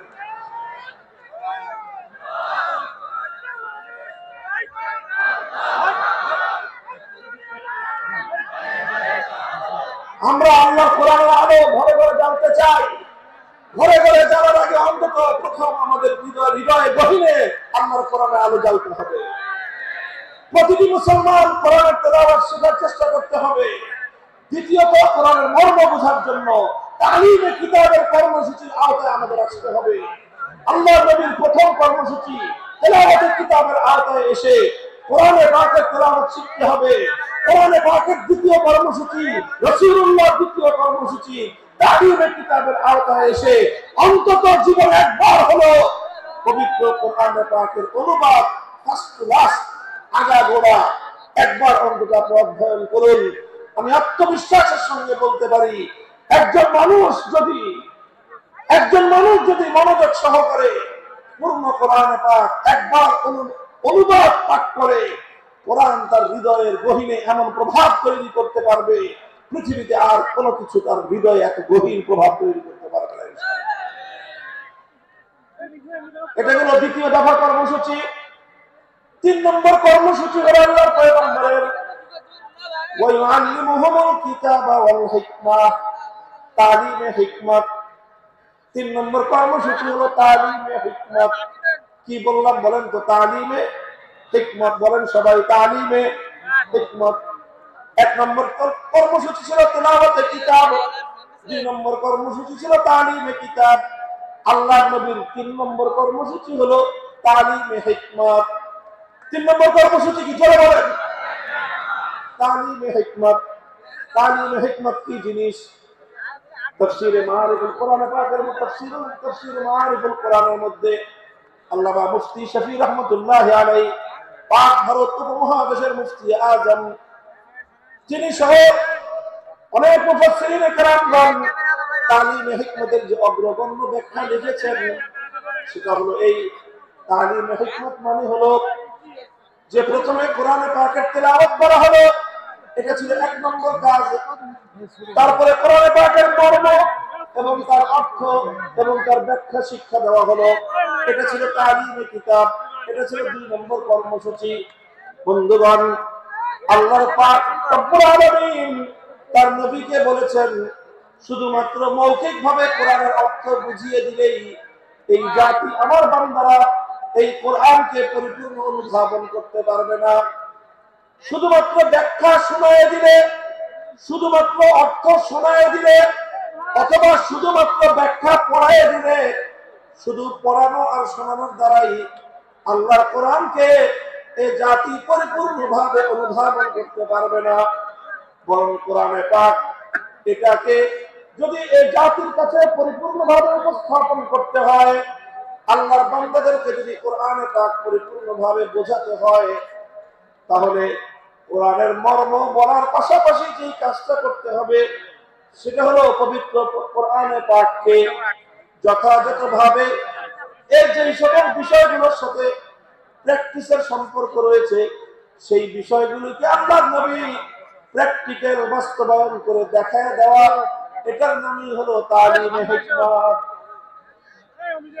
অর্থাৎ কোরআন এটা শুধুমাত্র থিওরিটিক্যাল কোনো গ্রন্থ নয়। এটা থিওরি যতটা উপলব্ধি করতে হয়, থিওরিগুলো যতটা আত্মস্থ করতে হয়, থিওরিটা যতভাবে বুঝতে হয়, পাশাপাশি কোরআনকে বুঝতে হলে তার তৃতীয় যে কর্মসূচি সেটা হলো প্র্যাকটিক্যাল ভাবে কোরআনকে বুঝতে হবে। আপনারা যারা জেনারেল শিক্ষায় শিক্ষিত, বিশেষ করে যারা সায়েন্স ব্যাকগ্রাউন্ড, তারা খুব ভালো করে জানেন যে সায়েন্সের বিশেষ করে এই যে আপনার সায়েন্সের যে অনেকগুলো সাবজেক্ট রয়েছে, পদার্থবিজ্ঞান, তারপরে আরো অন্যান্য অনেকগুলো সাবজেক্ট, যেগুলো শুধুমাত্র বই পড়ায় দিলে শিক্ষার্থীরা পরিপূর্ণভাবে উপলব্ধি করতে পারে না, বরং তার প্র্যাকটিক্যাল করতে হয়। মেডিকেলে তো এই বিষয়টা আরো চরম ভাবে এটা বাস্তব বিষয় যে মেডিকেলের কোনো বিষয় শুধুমাত্র শিক্ষক শিক্ষিকারা লেকচার দিয়ে স্টুডেন্টদেরকে বুঝিয়ে দিতে পারে না। শুধুমাত্র লেকচার শুনে বই পড়ে কোন একজন ছাত্র কোনোদিন ডাক্তার হতে পারে না। লেকচার শুনতে হয়, বই এবং শীট পড়তে হয়, পাশাপাশি প্রত্যেকটা বিষয়ের জন্য এখানে প্র্যাকটিক্যাল করার জন্য ল্যাবরেটরি থাকে। এই যে এখানে একদিন মেডিকেল কলেজে যান, আমি দেখেছি এটা পরিদর্শন করে, এখানে চমৎকার সব ল্যাবগুলো রয়েছে। প্রতিটি ক্লাসে প্রতিটি বর্ষের শিক্ষার্থীদের জন্য প্রতিটি ক্লাসের সাথে সাথে প্র্যাকটিক্যাল হাতে কলমে মেডিকেল সায়েন্সের শিক্ষা দেওয়ার জন্য মানব দেহের অঙ্গ প্রত্যঙ্গের ডিটেইলস বিবরণ হাতে কলমে আঙ্গুল দিয়ে প্র্যাকটিক্যাল দেখিয়ে দিয়ে একজন শিক্ষার্থীকে সেখানে শিক্ষা দেওয়া হয়। কথা বলে ঠিক না? দেখি মেডিকেল যতটা প্র্যাকটিক্যাল, কোরআনে পাক তার চেয়ে বেশি প্র্যাকটিক্যাল। কোরআন শুধুমাত্র অর্থ বুঝে, শুধু ব্যাখ্যা বুঝে আল্লাহর কোরআনের উপর পরিপূর্ণভাবে আমল করা পশ্চিমকালে সম্ভব নয়। এজন্য রাসূল আকরাম সাল্লাল্লাহু আলাইহি ওয়াসাল্লামের 3 নম্বর কর্মসূচি হলো তালিমে হিকমত। তালিমে হিকমতের অর্থ হলো তেলাওয়াতে কিতাবের মাধ্যমে যেই কোরআনের তেলাওয়াত হয়েছে, তালিমে কিতাবের মাধ্যমে যেই কোরআনের অর্থ এবং ব্যাখ্যা শিক্ষা দেওয়া হয়েছে, তালিমে হিকমতের মাধ্যমে সেই কোরআনের পাকের প্র্যাকটিক্যাল বিষয়গুলো বাস্তবে প্রতিফলিত করে প্র্যাকটিক্যাল করে উম্মতকে দেখিয়ে দিতে হবে। এটা হলো তালিমে হিকমত। এবং নবী আকরাম সাল্লাল্লাহু আলাইহি ওয়াসাল্লাম তার জীবনের একটা গুরুত্বপূর্ণ অধ্যায় তালিমে হিকমতের মধ্যে কাটিয়েছেন। উম্মতকে প্র্যাকটিক্যাল শিখিয়েছেন। কোরআন কিভাবে শিখিয়েছেন যেন উপলব্ধি করুন। দৃষ্টান্ত দিয়ে আমি বলছি সংক্ষেপে। আল্লাহ পাক কোরআনে আয়াত নাযিল করলেন, আকিমুস সালাত, সালাত কায়েম করো। আল্লাহ নবী প্রথমে তেলাওয়াত শোনালেন, আকিমুস সালাতা ওয়া আতুজ যাকাতা ওয়া আতিউল্লাহ ওয়া রাসূলাহু। তেলাওয়াত শোনালেন, 1 নম্বর কর্মসূচি পালিত হলো। তারপরে সালাতের মর্ম ব্যাখ্যা করে বোঝালেন যে সালাতের অর্থ কি। আল্লাহ নবী বুঝিয়ে দিলেন সালাতের অর্থ হলো এমন একটা ইবাদত যে ইবাদতের মধ্যে তাকবীরে তাহরিমা থাকবে, যে ইবাদতের মধ্যে সূরা ফাতিহা তেলাওয়াত থাকবে, যে ইবাদতের মধ্যে সূরা ফাতিহার পরে আরো কোরআনের তেলাওয়াত থাকবে, যে ইবাদতের মধ্যে রুকু থাকবে, রুকুর মধ্যে তাসবিহ থাকবে, তারপরে সাজদা থাকবে, সাজদার মধ্যে তাসবিহ থাকবে, তারপরে বৈঠক হবে, সেই বৈঠকের মধ্যে তাশাহুদ থাকবে। এইভাবে সালামের মাধ্যমে যে ইবাদতটা সমাপ্ত হবে, সালাতের দ্বারা সেই ইবাদতের উদ্দেশ্য সেই সালাতকে কায়েম করতে বলেছেন। কিয়ামের ইকামতের কি অর্থ আল্লাহ নবী তার সব কিছু ব্যাখ্যা করে বুঝিয়ে দিয়েছেন। এখানেই নবীজির দায়িত্ব শেষ হয়নি, বরং সালাত কিভাবে আদায় করতে হবে রাসূল আকরাম সাল্লাল্লাহু আলাইহি ওয়াসাল্লাম প্র্যাকটিক্যাল ভাবে সেটা উম্মতকে শিক্ষা দিয়েছেন। মদিনার মসজিদে নববীর মধ্যে তিনি মিম্বার স্থাপন করে সেই মিম্বারের উপর দাঁড়িয়ে রাসূলুল্লাহ সাল্লাল্লাহু আলাইহি ওয়াসাল্লাম 2 রাকাত নামাজ আদায় করেছেন। সকলে দর্শক আল্লাহর নবী সালাত আদায়কারী, সকল সাহাবী দর্শক। এরপরে আল্লাহর নবী সকলকে লক্ষ্য করে বললেন, সাল্লু কামা রাআইতুমুনি উসাল্লি, তোমরা আমাকে যেভাবে নামাজ পড়তে দেখলে ঠিক সেভাবেই তোমরা নামাজ পড়বে। শুধু আমার কথা শুনে নামাজ পড়বে না, আমার হাদিস পড়ে শুধু নামাজ পড়বে না, বরং আমার নামাজ দেখে দেখে তোমরা নামাজ শিখবে। প্র্যাকটিক্যালি নামাজ শিক্ষা দিয়েছেন। এই যে নামাজের যে প্র্যাকটিক্যাল শিক্ষা দিলেন, এটার নামই হলো তালিমে হিকমত।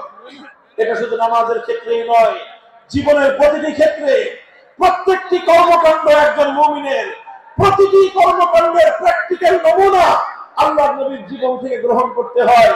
নবীর জীবনে প্রতিটি কাজের যে প্র্যাকটিক্যাল নমুনা আছে, সেই প্র্যাকটিক্যাল নমুনাটাই হলো তালিমে হিকমত, সেটাই হলো কোরআনে পাকের প্র্যাকটিক্যাল। আল্লাহর নবীর উপর কোরআনে আয়াত নাযিল হলো, আস-সারিকু ওয়াস-সারিকাতু ফাক্তাহু আইদিয়াহুমা জাযাআন বিমা কাসাবা নাকালাম মিনাল্লাহ ওয়াল্লাহু আজিজুল হাকীম। আয়াত নাযিল হলো, নবী তেলাওয়াত করে শোনালেন, 1 নম্বর দায়িত্ব পালন হলো। তারপরে চুরি, চোর নারী হোক পুরুষ হোক, সেই চোরের সংজ্ঞা শিখালেন যে মানুষ কখন চোর সাব্যস্ত হয়, কতটুকু সম্পদ কিভাবে চুরি করলে এটা কোরআনে পাকের ভাষায় চুরি বলে সাব্যস্ত হবে। তারপরে সেই চুরির অপরাধ সাব্যস্ত হতে হলে কি লাগবে আল্লাহর নবী সেটাকে ব্যাখ্যা করে বোঝালেন। ব্যাখ্যা করে শুধু মৌখিক ভাবে বুঝিয়ে দিয়েই আল্লাহর নবীর দায়িত্ব ক্ষান্ত হয়নি, বরং যখন জমিনের মধ্যে চুরির অপরাধ যখন সংঘটিত হয়েছে, সেই অপরাধ সংঘটিত হওয়ার পর আল্লাহর কিতাবের ব্যাখ্যা অনুযায়ী, আল্লাহর কোরআনের নির্দেশ অনুযায়ী তিনি প্র্যাকটিক্যাল ভাবে চুরির শাস্তি প্রয়োগ করে দুনিয়াবাসীকে দেখিয়ে দিয়েছেন যে এই আয়াতের প্র্যাকটিক্যাল কিভাবে করতে হয়। আল্লাহ বলেছেন, চোর যদি চুরি করে ধরা পড়ে, নারী হোক বা পুরুষ হোক, যদি সংরক্ষিত স্থান থেকে কোন মানুষ অন্যের অন্তত 10 দিরহাম মূল্যমানের কোন সম্পত্তি সংরক্ষিত স্থান থেকে যদি চুরি করে, আর সেই চুরির অপরাধ যদি যথাযথ নির্ভরযোগ্য সাক্ষীর মাধ্যমে আদালতের সামনে প্রমাণিত হয়ে যায়, ফাক্তাউ আইদিয়াহুমা, নির্দেশ আল্লাহর, তখন সেই চোর নারী বা পুরুষের হাত কেটে দাও। আল্লাহ নবী শুধুমাত্র কোরআনের এই আয়াতের তেলাওয়াত করে দায়িত্ব ক্ষান্ত করেননি, শুধু এই আয়াতের মর্ম বুঝিয়ে দায়িত্ব ক্ষান্ত করেননি, বরং যখন এই অপরাধ সংঘটিত হয়েছে আল্লাহ নবী দ্বিধাহীন চিত্তে তিনি এই আয়াত প্রয়োগ করে দুনিয়াবাসীকে দেখিয়ে দিয়েছেন কিভাবে আল্লাহর আইন আল্লাহর জমিনে বাস্তবায়ন করতে হয়। বুখারী শরীফের হাদিসের কিতাবের মধ্যে বর্ণিত হয়, আল্লাহ নবী যখন মক্কা বিজয় করলেন, মক্কা বিজয়ের পর একটা চুরির ঘটনা ঘটলো মক্কা নগরীতে। চুরির ঘটনায় অপরাধী বলে চিহ্নিত হলো একজন সম্ভ্রান্ত মানুষ, একজন নারী মানুষ, মহিলা মানুষ। সে চুরি করে ধরা পড়েছে। নাম হলো তার ফাতেমা, গোত্র হলো তার বনু মখজুম। ফাতেমায়ে মখজুমিয়া বলা হয়। বনু মখজুম হলো আরবের কুরাইশ বংশের মধ্যে অত্যন্ত সম্ভ্রান্ত একটা পরিবার, যেই পরিবার থেকে স্বয়ং আল্লাহর নবীর দাদির জন্ম হয়েছিল। নবীর রক্তের সঙ্গে সংশ্লিষ্ট, নবীজির পরিবারের সদস্য, নবীর দাদির পরিবারের সদস্য ফাতেমা মখজুমিয়া চুরি করে ধরা পড়লো। বুখারীর হাদিস, ফাফাজিয়া কাওমুহা ইলা উসামাতা, কুরাইশের লোকজন তারা শঙ্কিত হয়ে গেল যে এখন তো মক্কায় আল্লাহর কোরআনের বিধান বাস্তবায়িত হয়েছে, খেলাফতের শাসন কায়েম হয়েছে, এখানে আল্লাহর নবী বিচার করে মেয়েটার হাত কেটে দিবেন। যদি মেয়েটার হাত কাটা যায়, একটা মেয়ের হাত কাটা যাবে, পুরা বংশের নাক কাটা যাবে। কাজেই তারা সকলে বিষয়টা নিয়ে বিচলিত হয়ে পড়লো, কিভাবে এই মেয়ের উপর হাত কাটার শাস্তিকে প্রতিরোধ করা যায়। এজন্য তারা তদবির শুরু করলো। তদবিরের জন্য একজন উপযুক্ত ব্যক্তি, আল্লাহর নবীর অত্যন্ত কাছের, নবীর অত্যন্ত প্রিয় একজন ঘনিষ্ঠ সাহাবী উসামা ইবনে যায়েদ, আল্লাহর নবীর পালক পুত্রের সূত্রে তিনি নবীজির নাতি। সেই উসামা, যাকে বলা হতো হিব্বু রাসূলুল্লাহ সাল্লাল্লাহু আলাইহি ওয়াসাল্লাম, অর্থই হলো আল্লাহর রাসূলের প্রিয় পাত্র, নবীজির প্রিয়তম, এটাই ছিল তার উপাধি। সেই কুরাইশ বংশের লোকজন, বনু মখজুম গোত্রের লোকজন উসামাকে এসে ধরলো, যাও মুহাম্মদ সাল্লাল্লাহু আলাইহি ওয়াসাল্লাম সম্পর্কে তোমার দাদা লাগে, তুমি তোমার দাদাকে গিয়ে বলো এই মেয়েটার জন্য হাত না কাটা হয়, কারণ এই মেয়েটা তোমার নিজের বংশের লোক। এই মেয়েটার যদি হাত কাটা যায় পুরা কুরাইশ বংশের সম্মান ধরে মিশে যাবে, স্বয়ং আল্লাহর নবী তার নিজের প্রেস্টিজের হ্যাম্পার হবে। কাজেই হাতটা যেন না কাটা হয়। উসামা ইবনে যায়েদ মুহাম্মদ সাল্লাল্লাহু আলাইহি ওয়াসাল্লামের কাছে গেলেন। তিনি গিয়ে সুপারিশ করলেন যে এমন একটা ঘটনা ঘটেছে, বিচার আসতেছে আপনার কাছে, এই মেয়েটা যদি হাত কাটেন তাহলে কিন্তু আপনার নিজের সম্মান হবে, আপনার বংশের মান মর্যাদা ধুলে মিশে যাবে। বুখারীর হাদিস, আল্লাহর কসম খেয়ে বলতেছি, আল্লাহর নবীর সম্মুখে উসামা ইবনে যায়েদ এই তদবির এবং এই সুপারিশ করতে দেরি আল্লাহর নবী গর্জন দিয়ে উঠলেন, উসামা আতাশফাউ ফি হাদ্দিন মিন হুদুদিল্লাহ, আল্লাহর কোরআনের বিধান আমি প্র্যাকটিক্যাল বাস্তবায়ন করব। তুমি তদবির দিয়েছে, আমার সেই প্র্যাকটিক্যাল বাস্তবায়নের ক্ষেত্রে অন্তরায় হওয়ার চেষ্টা করো। খবরদার ভবিষ্যতে যে তোমাকে আর এই ধরনের কর্মকাণ্ডে দ্বিতীয়বার না দেখা যায়। উসামা ভয়ে সংকুচিত হয়ে গেলেন, নবীর সামনে থেকে সরে গেলেন। আল্লাহর নবী বুঝতে গেলেন বিষয়টা শুধু উসামার একা নয়, সে একজন অল্প বয়স্ক যুবক মানুষ, বালক মানুষ, সে না বুঝে আমার কাছে বলেছে। তাকে যারা প্রেরণ করেছে গোটা এই মক্কা আমার গোষ্ঠী কুরাইশ বংশের লোকেরা, তাদের মধ্যে শতাব্দীকাল সহস্রাব্দীকাল ধরে যেই জাহিলিয়াত আর যে কুসংস্কার গড়ে উঠেছে, সেই কুসংস্কারকে এই উসামার মাধ্যমে তারা বাস্তবায়ন করার চেষ্টা করেছিল। সুতরাং শুধু উসামাকে ধমক দিলেই চলবে না, গোটা মক্কাবাসীকে সংশোধন করতে হবে। হাদিসের ভাষ্য, বিকাল বেলায় আল্লাহর নবী বাইতুল্লাহ শরীফের সামনে দাঁড়িয়ে, পবিত্র কাবার চত্বরে দাঁড়িয়ে জাতির উদ্দেশ্যে নবীজি ভাষণ দিলেন। মক্কা বিজয়ী মহাবীর আখিরি নবী বিশ্ব নবী মুহাম্মদুর রাসূলুল্লাহ সাল্লাল্লাহু আলাইহি ওয়াসাল্লাম মক্কা রাষ্ট্রের রাষ্ট্রনায়ক, তিনি জাতির উদ্দেশ্যে ভাষণ দিচ্ছেন। পৃথিবীর অনেক নেতা, অনেক প্রধানমন্ত্রী, অনেক রাষ্ট্রনায়ক, অনেক বিশ্ব নেতা বিশ্ব মানব জাতির উদ্দেশ্যে ভাষণ দিয়েছে। আর আল্লাহর নবীও একজন লিডার হিসেবে, একটি জাতির কর্ণধার হিসেবে জাতির উদ্দেশ্যে তিনি ভাষণ দিচ্ছেন। কম্পেয়ার করা দরকার নবীর ভাষণ থেকে বিশ্ব নেতাদের, জাতীয় নেতাদের শিক্ষা গ্রহণ করা উচিত। আল্লাহ নবী বললেন, লক্ষ্য করে শুনুন, বাইতুল্লাহকে সামনে রেখে পবিত্র কাবা শরীফের চত্বরে নবীজি লক্ষ্য করে বললেন, ইন্নামা হালাকা মান কানা ক্বাবলাকুম ইযা সারাকা ফীহিম আদ-দাঈফ আকামু আলাইহিল হাদ ওয়া ইযা সারাকা ফীহিম আশ-শরীফ তারাকুহু।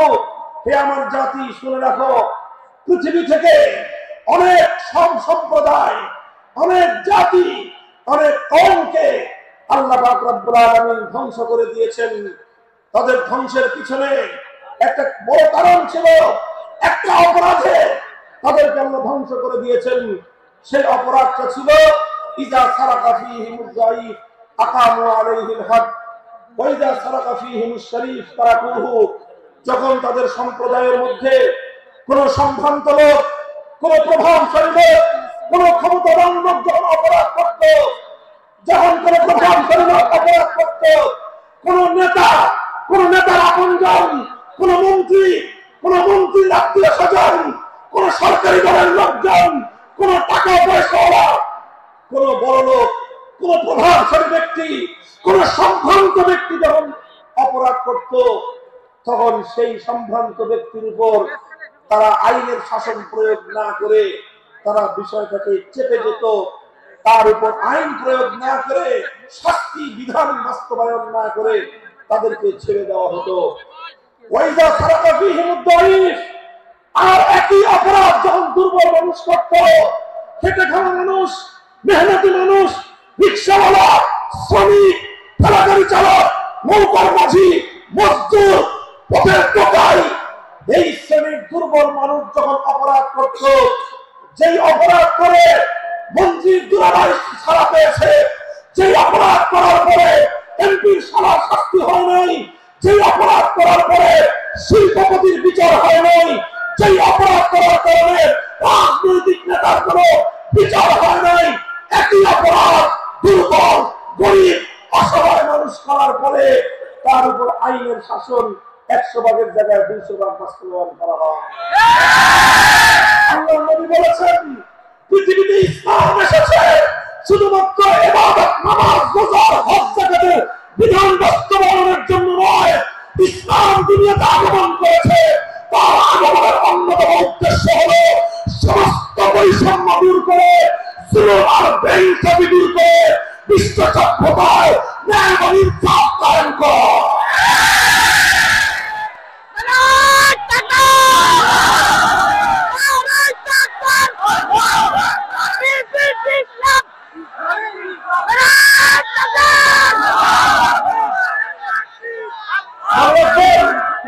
বৈষম্যহীন সমাজ গড়া, এটা শুধু বৈষম্য বিরোধী ছাত্র নেতৃবৃন্দের দায়িত্ব নয়।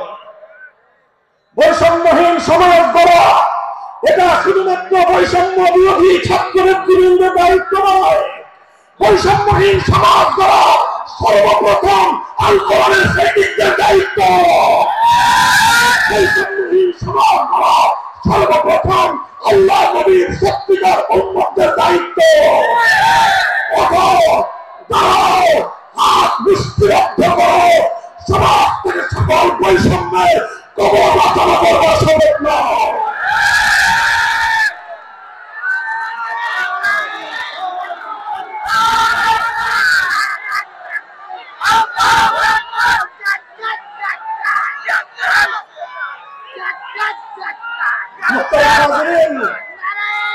কথাটা খুব লক্ষণীয়, শোনার বিষয়।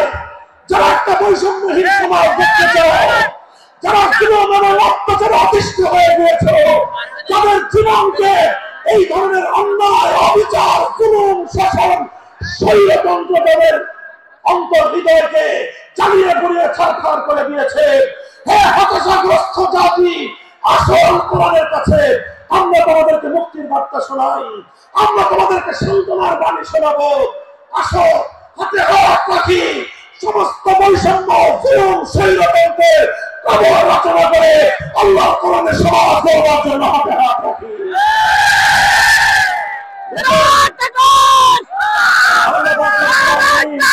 যুগে যুগে যত নবী রাসূল প্রেরণ করেছেন, যুগে যুগে যত আসমানি কিতাব আল্লাহর পক্ষ থেকে অবতীর্ণ হয়েছে, কেন হয়েছে? শুধুমাত্র মুসলমানদের সমাজ গড়বার জন্য নয়, শুধুমাত্র রোজাদার সমাজ গড়ার জন্য নয়, অবশ্যই কোরআন এবং কিতাব নাজিল হয়েছে নামাজের জন্য, অবশ্যই কোরআন এবং কিতাব নাজিল হয়েছে রোজা হজ যাকাত সহ আল্লাহ পাকের যাবতীয় বিধান সমাজে বাস্তবায়ন করার জন্য। তবে একমাত্র এইটাই উদ্দেশ্য নয়, বরং সমস্ত কিতাব, সমস্ত নবী রাসূল দুনিয়াতে আগমন করার অন্যতম একটা মৌলিক লক্ষ্য। কোরআন পাকের সূরাতুল হাদীদ থেকে তেলাওয়াত করেন, অর্থ বুঝেন, মর্ম বুঝার চেষ্টা করেন। লাকাদ আরসালনা রুসুলানা বিল বাইয়িনাতি ওয়াল হুদা ওয়া আনজালনা মাআহুমুল কিতাবা ওয়াল মিজান লিয়াকুমান নাসু বিল কিসত। আল্লাহর কোরআন বলছে যে আমি নবী রাসূল পাঠিয়েছি, আসমান থেকে যুগে যুগে কিতাব নাযিল করেছি। এই সব কিছুর অন্যতম একটা উদ্দেশ্য হলো লিয়াকুমান নাসু বিল কিসত। কোরআন নাযিলের উদ্দেশ্য, নবী প্রেরণের উদ্দেশ্য, শরীয়ত প্রেরণের উদ্দেশ্য, ধর্ম প্রেরণের উদ্দেশ্য হলো, অন্যতম উদ্দেশ্য হলো লিয়াকুমান নাসু বিল কিসত। মানব সমাজ থেকে অন্যায়, অবিচার, জুলুম, শোষণ দূরীভূত করে ন্যায় এবং ইনসাফ কায়েম করা, এটাই হলো ইসলামের অন্যতম মৌলিক লক্ষ্য। যদি ইনসাফ কায়েম না করা যায়, ইসলাম অনুসরণ করা যায় না। যদি বেইনসাফের বিরুদ্ধে লড়াই না করতে পারো, মিথ্যে মুসলমানিত্বের দাবি ত্যাগ করো। যদি ইনসাফের জন্য যুদ্ধ করতে না পারো, তুমি যদি বৈষম্যের বিরুদ্ধে লড়াই করার হিম্মত না রাখো, মুসলমানের মিথ্যা দাবি করা খুনটামি ছাড়া কিছুই নয়।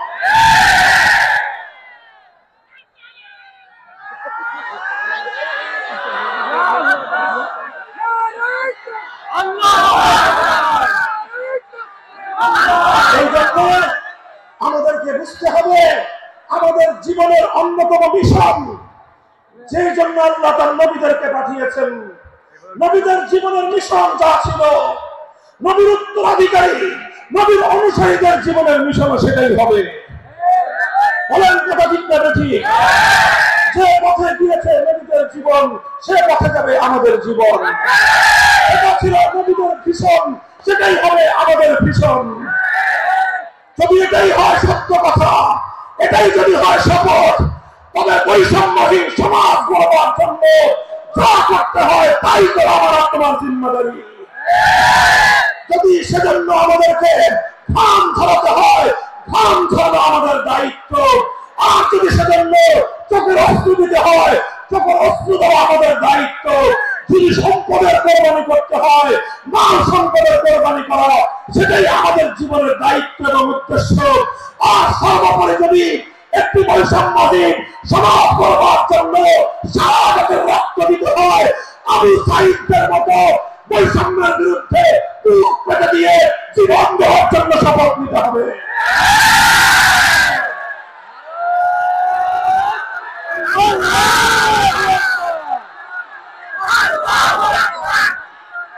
প্রস্তুত থাকবেন ইনশাআল্লাহ। আল্লাহ নবী বললেন এই বৈষম্য চলবে না, এই বৈষম্য জাহিলিয়াত, এই বৈষম্য মূর্খতা। সমাজের মধ্যে নিজের দলের লোক অন্যায় করলে পগার পা, বিরোধী দলের লোক অন্যায় করলে আইনের শাসন 100 ভাগের জায়গায় 200 ভাগ। নিজেরা অপরাধ করলে সেই অপরাধীকে ছাড়িয়ে নেওয়ার জন্য সমস্ত আয়োজন। বিপক্ষ মতের লোকজন অপরাধ না করা সত্ত্বেও তাদেরকে কেঁচোর মতো মাটির গর্ত থেকে ধরে এনে তাদেরকে বিচারের মুখোমুখি দাঁড় করানো, অন্যায় ভাবে তাদের জীবন থেকে তাদের যৌবনের সময়গুলো কেড়ে নেওয়া, বছরের পর বছর অন্ধকার করা প্রকোষ্ঠে তাদেরকে বন্দী করে রাখা, এই জুলুম এবং অন্যায়ের অবসান যদি না ঘটাতে পারো, পুরুষ এবং যুবক মানুষ হিসেবে আল্লাহর কাছে জবাবদিহিতার সুযোগ থাকবে না। কাজেই তাফসীরুল কোরআন শুধুমাত্র কোরআনের তেলাওয়াতের জন্য নয়, তাফসীরুল কোরআন শুধু আল্লাহর কোরআনের মর্ম বোঝার জন্য নয়, আল্লাহর কোরআন তেলাওয়াত করতে হবে, মর্ম বুঝতে হবে, আর তালিমে হিকমতের কর্মসূচির অধীনে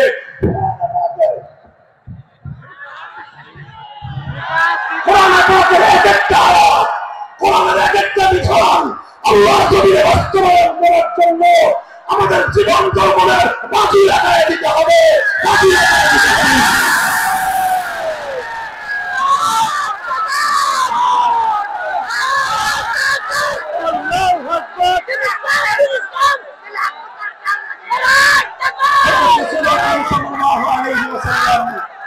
বলছিলেন জাতির উদ্দেশ্যে প্রদত্ত মক্কা বিজয়ী মহাবীর আমিরুল মুমিনিন নবিয়ুল্লাহ খলিফাতুল্লাহ ফিল আরদ খলিফাতুল মুসলিমিন মুহাম্মদুর রাসূলুল্লাহ সাল্লাল্লাহু আলাইহি ওয়াসাল্লামের বক্তব্যের কথা আল্লাহ নবী বললেন, বৈষম্যের কারণে আল্লাহ পাক রব্বুল আলামিন পৃথিবীর বহু জাতিকে ধ্বংস করে দিয়েছেন। সুতরাং শুনে রেখো, আমার দ্বারা বৈষম্য হবে না। শুধু আমার বংশের লোক দেখে, আমার গোত্রের লোক দেখে, আমার রক্তের আত্মীয়তার সূত্রের কারণে আমি অপরাধ প্রমাণিত হওয়ার পরেও তার উপর কোরআনের বিধান বাস্তবায়ন করব না, এটা আমার দ্বারা সম্ভব নয়। এরপর আল্লাহর নবী যে কথাটি বললেন, সেই কথা যদি আল্লাহর নবী হাদিসে না বলতেন, তাহলে সেই কথা উচ্চারণ করতে আমাদের জিহ্বা কেঁপে উঠত, আমাদের বক্ষ প্রকম্পিত হতো। আল্লাহর নবী বললেন, ওয়াল্লাহ লাউ আন্না ফাতিমাতা বিনত মুহাম্মাদিন সারাকাত লাকাতাতু ইয়াদাহা, ওয়াল্লাহি লাউ আন্না ফাতিমাতা বিনত মুহাম্মাদিন সারাকাত লাকাতাতু ইয়াদাহা। শুধু আমার দাদির গোত্র, আমার বংশের ফাতেমা নাম্নী মহিলা নয়, আজ যদি আমি মুহাম্মদুর রাসূলুল্লাহর কলিজার টুকরা মেয়ে, আমার জীবনের সবচেয়ে আদরের সন্তান ফাতেমা যদি আজকে চুরি করে ধরা পড়তো, আমি আল্লাহর শপথ করে বলি, আমি তার হাত কেটে দিতে এতটুকু দ্বিধা করতাম না। মুহতারাম হাজিরিন, এটাই হলো তালিমে হিকমত। আল্লাহর কোরআনের বিধান বাস্তবায়ন করতে গিয়ে ছুরি যদি নিজের সন্তানের গলার উপর দিয়ে যায়, ইব্রাহিম খলিলুল্লাহর মতো ছুরি চালায় দিতে দ্বিধা করা যাবে না। যদি ইনসাফ কায়েম করতে গিয়ে ছুরি যদি নিজের সন্তানের হাতের উপর দিয়ে যায়, সে হাত স্তব্ধ হয়ে যাবে না, সে হাত থমকে দাঁড়াতে পারবে না। যেখান দিয়ে ইনসাফ যাবে, সেখান দিয়ে ইনসাফকে চালিয়ে দিতে হবে। রাসূল আকরাম সাল্লাল্লাহু আলাইহি ওয়াসাল্লাম ঘোষণা করলেন, আল্লাহর আয়াত নাযিল হলো, ইয়া আইয়ুহাল্লাযীনা আমানুত্তাকুল্লাহ ওয়া যারু মা বাকিয়া মিনার রিবা ইন কুনতুম মুমিনিন। হে মুমিনগণ, সুদকে তোমরা পরিহার করো যদি ঈমানদার হয়ে থাকো। যদি ঈমানদার হয়ে থাকো, কি করো তোমরা? সুদকে পরিহার করো। কি করো? ইত্তাকুল্লাহ, তোমরা আল্লাহকে ভয় করো। ওয়াজারু মা বাকিয়া মিনার রিবা, সুদের যা অবশিষ্ট আছে এই সব কিছু তোমরা পরিহার করো। আর যদি না করো, সুদ যদি তোমরা পরিহার না করো, ফাজারু বিহারবিন মিনাল্লাহি ওয়া রাসূলিহি, আল্লাহ এবং তার রাসূলের পক্ষ থেকে যুদ্ধের ঘোষণা শুনে নাও। হে জাতি, হে মুসলিম সম্প্রদায়, আমরা তোমাদের কাছে পয়গাম পৌঁছে দিতে চাই। আল্লাহর উপর বিশ্বাসী জাতি, আল্লাহর নবীর উপর আস্থাশীল জাতি কোনদিন সুদী কারবার করতে পারে না। সুদ ভিত্তিক অর্থ ব্যবস্থা দিয়ে তাদের সমাজ চলতে পারে না। আল্লাহর উপর বিশ্বাসীদের সমাজ যদি হয় সুদ ভিত্তিক, তার অর্থ হলো রাত দিন আল্লাহ এবং তার রাসূলের সঙ্গে যুক্ত। যে মুসলিম জাতি আল্লাহর সাহায্য নিয়ে বিশ্বব্যাপী বিজয়ী হওয়ার স্বপ্ন দেখে, সে মুসলিম জাতি যদি স্বয়ং আল্লাহর সঙ্গে যুদ্ধে লিপ্ত থাকে, তাদের জীবনের কল্যাণ এবং বিজয় আসার সম্ভাবনা নাই।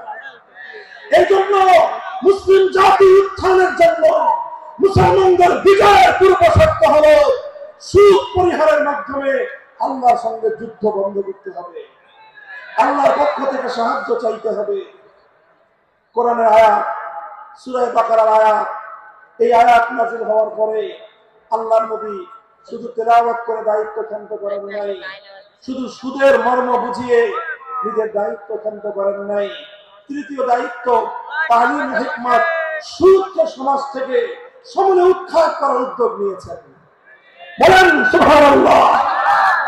শুধু আলোচনা করে বক্তৃতা দিয়ে নবীর দায়িত্ব শেষ হয় নাই, শুধুমাত্র তাফসীর করে দিয়ে নবীর দায়িত্ব ক্ষান্ত হয় নাই, বরং এক একটা বিধান আল্লাহর এক একটা আয়াত কিভাবে সমাজে বাস্তবায়ন করা লাগে, করা যায়, নবীজি প্র্যাকটিক্যাল ভাবে তার উদ্যোগ গ্রহণ করেছেন।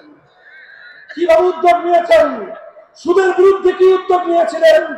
কিতাব উল্টান, হাদিসের কিতাব বুখারী শরীফের হাদিস, নবীজি ঘোষণা দিলেন, আলা ইন্না রিবার জাহিলিয়াতি মাওদুউন তাহতা কদামাইয়া।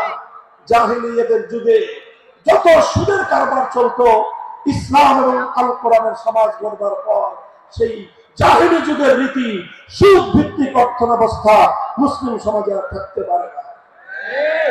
নবীজি বললেন, সুদের কবর রচনা করলাম আমি আমার পায়ের নিচে। আল্লাহ নবী আক্ষরিক অর্থে কথা বললেন, আমি আমার পায়ের নিচে সুদের কবর রচনা করলাম। এরপর আল্লাহ নবী ঘোষণা দিলেন, অনেকে আছো তোমরা যারা আগে কুফরির জামানায় জাহিলিয়াতের যুগে সুদের উপর লগ্নি করেছো, সুদের উপর মানুষকে ঋণ দিয়েছো, সুদী মহাজন যারা সুদের ভিত্তিতে মানুষকে টাকা দিয়েছো, এইরকম কাজ কারবার যারা করত, সেই যুগে তাদের মধ্যে একজন ছিলেন স্বয়ং আল্লাহর নবীর চাচা হযরত আব্বাস বিন আব্দুল মুত্তালিব রাদিয়াল্লাহু আনহু। মক্কার ঘরে ঘরে আব্বাস রাদিয়াল্লাহু আনহু মানুষের কাছে ঋণ টাকা দিতেন, টাকা পাওনা ছিল এবং সকল টাকা লগ্নি করা ছিল, বিনিয়োগ করা ছিল সুদের ভিত্তিতে। আল্লাহর নবী ঘোষণা করলেন, জাহিলি যুগে সমস্ত সুদ আমি আল্লাহর নবী মওকুফ ঘোষণা করলাম। সর্বপ্রথম যেই সুদ আমি মাফ ঘোষণা করলাম সেটা হলো আমার চাচা আব্বাসের সুদ। কাউকে আমার চাচার কাছ থেকে যারা ঋণ নিয়েছিল কেউ আর আমার চাচার সুদ দিতে হবে না, শুধুমাত্র মূল পুঁজিটা ফেরত দিবে। সুদ আজ থেকে কবর রচনা করা হলো। হে মুসলমান, যেই সুদের কবর রচনা করে সেই কবরের উপর ইসলামের বিজয়ের বুনিয়াদ কায়েম হয়েছিল, ইসলামের বিজয়ের কেতন উড়েছিল। অন্যায়ের বৈষম্যের কবর রচনা করে, সুদ ভিত্তিক অর্থ ব্যবস্থার কবর রচনা করে আজ মুসলমানেরা আবার সেই কবর খুঁড়ে সেখান থেকে জুলুম, অত্যাচার, সুদ ভিত্তিক অর্থ ব্যবস্থাকে কবরের পচা মাল, কবরের মরা পচা করা লাশ মুসলিম সমাজের মধ্যে আবার পুনর্বাসিত করেছে। এজন্য আজ মুসলমানদের এই অধপতন। যদি মুক্তি চাও, যদি মুক্তি চাও, শুধুমাত্র ইবাদত দিয়ে মুক্তি আসবে না। ইবাদত যেমন করতে হবে, যেরকম নামাজ, রোজা, হজ, যাকাত, তাসবিহ, তাহলিল আদায় করতে হবে, ঠিক একই ভাবে সমাজ সংস্কার করার জন্য সমাজ থেকে জুলুম দূর করতে হবে, বৈষম্য দূর করতে হবে, বেইনসাফি দূর করতে হবে, সুদ ভিত্তিক অর্থ ব্যবস্থার বিরুদ্ধে জাতীয়ভাবে ঐক্য গড়ে তুলে সুদের বিরুদ্ধে যুদ্ধ ঘোষণা করতে হবে।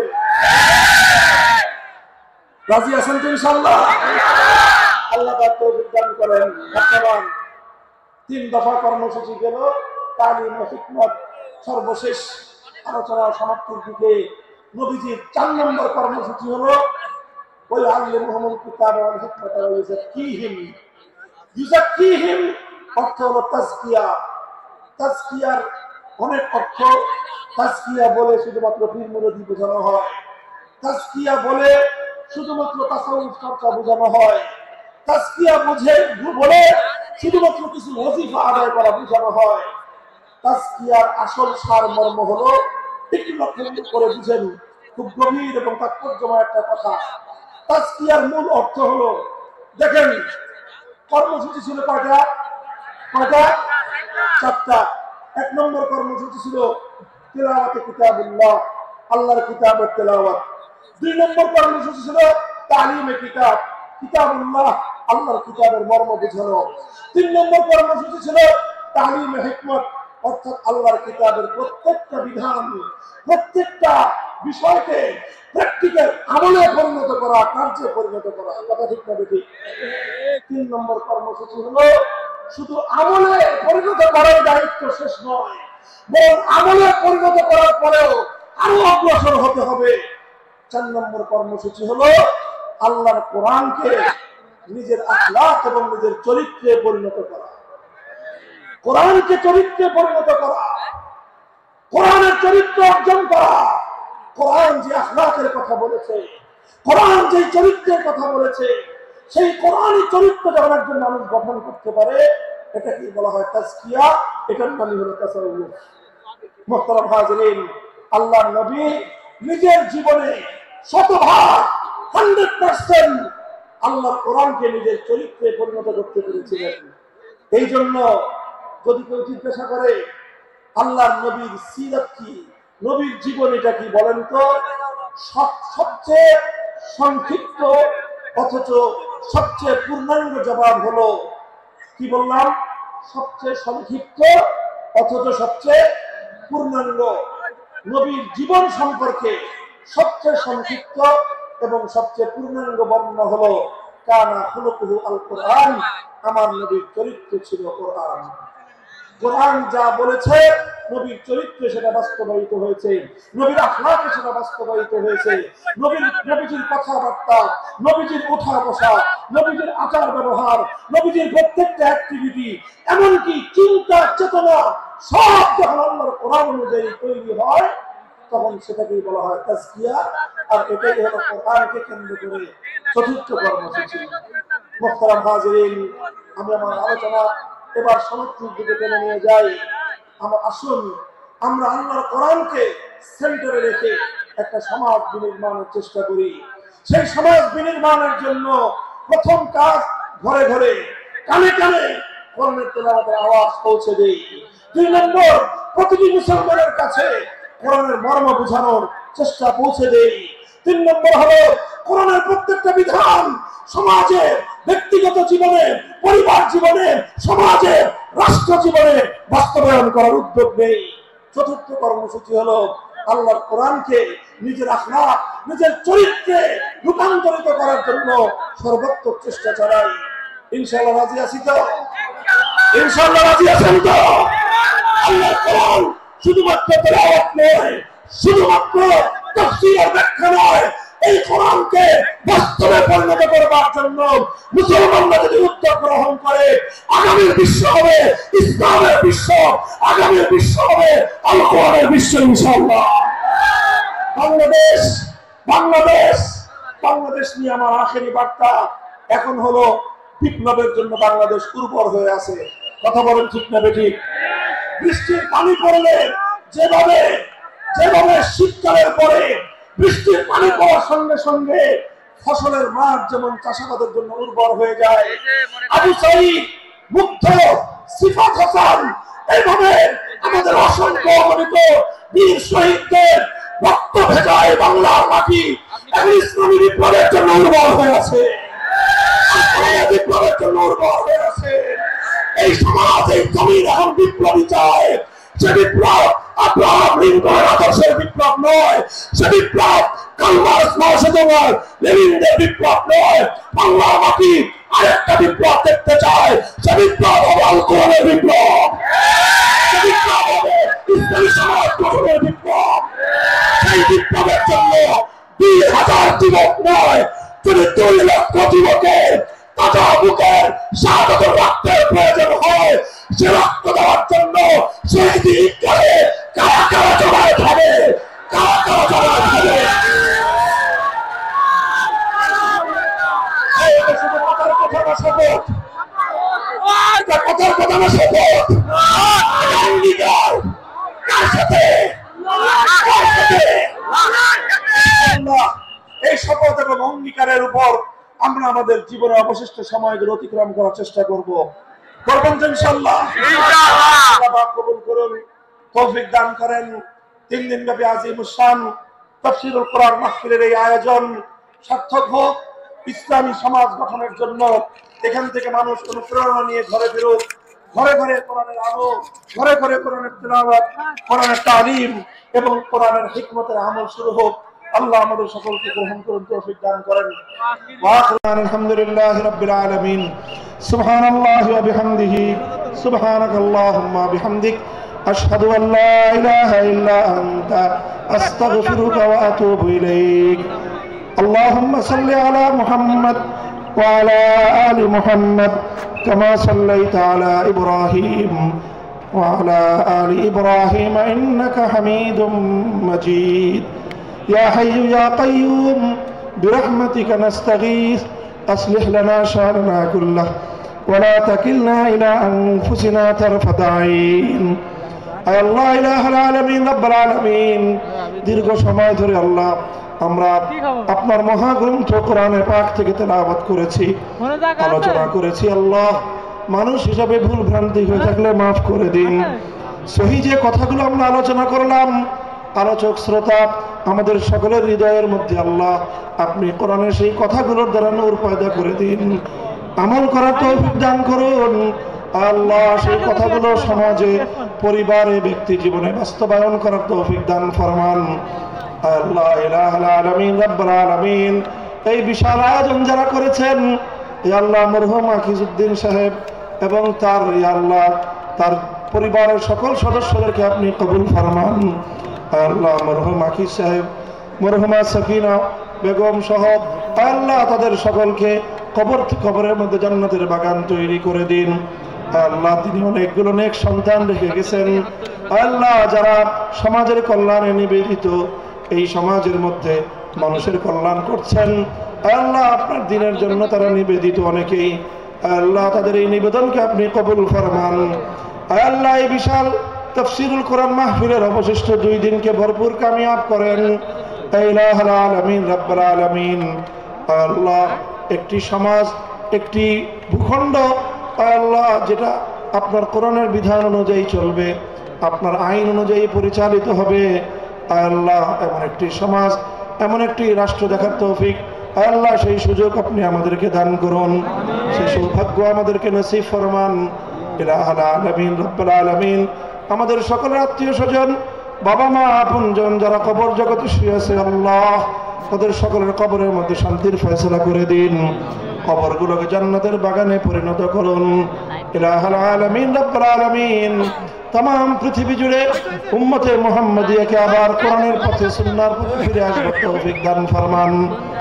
আল্লাহ সমস্ত জাহিলিয়াত, সমস্ত কুসংস্কার, পাশ্চাত্যের উলঙ্গ সভ্যতা, হিন্দুত্ববাদ, নাস্তিক্যবাদের মতো অভিশপ্ত সকল মতবাদ থেকে ফিরে এসে শাশ্বত ইসলামের আল্লাহ সোনালী ছায়ার নিচে আপনি আশ্রয় গ্রহণ করার তৌফিক দান ফরমান। রব্বুল আলামিন আমাদের দোয়াকে আপনি কবুল করুন। ربنا تقبل منا إنك أنت السميع العليم وتب علينا يا مولانا إنك أنت التواب الرحيم سبحان ربك رب العزة عما يصفون وسلام على المرسلين والحمد لله رب العالمين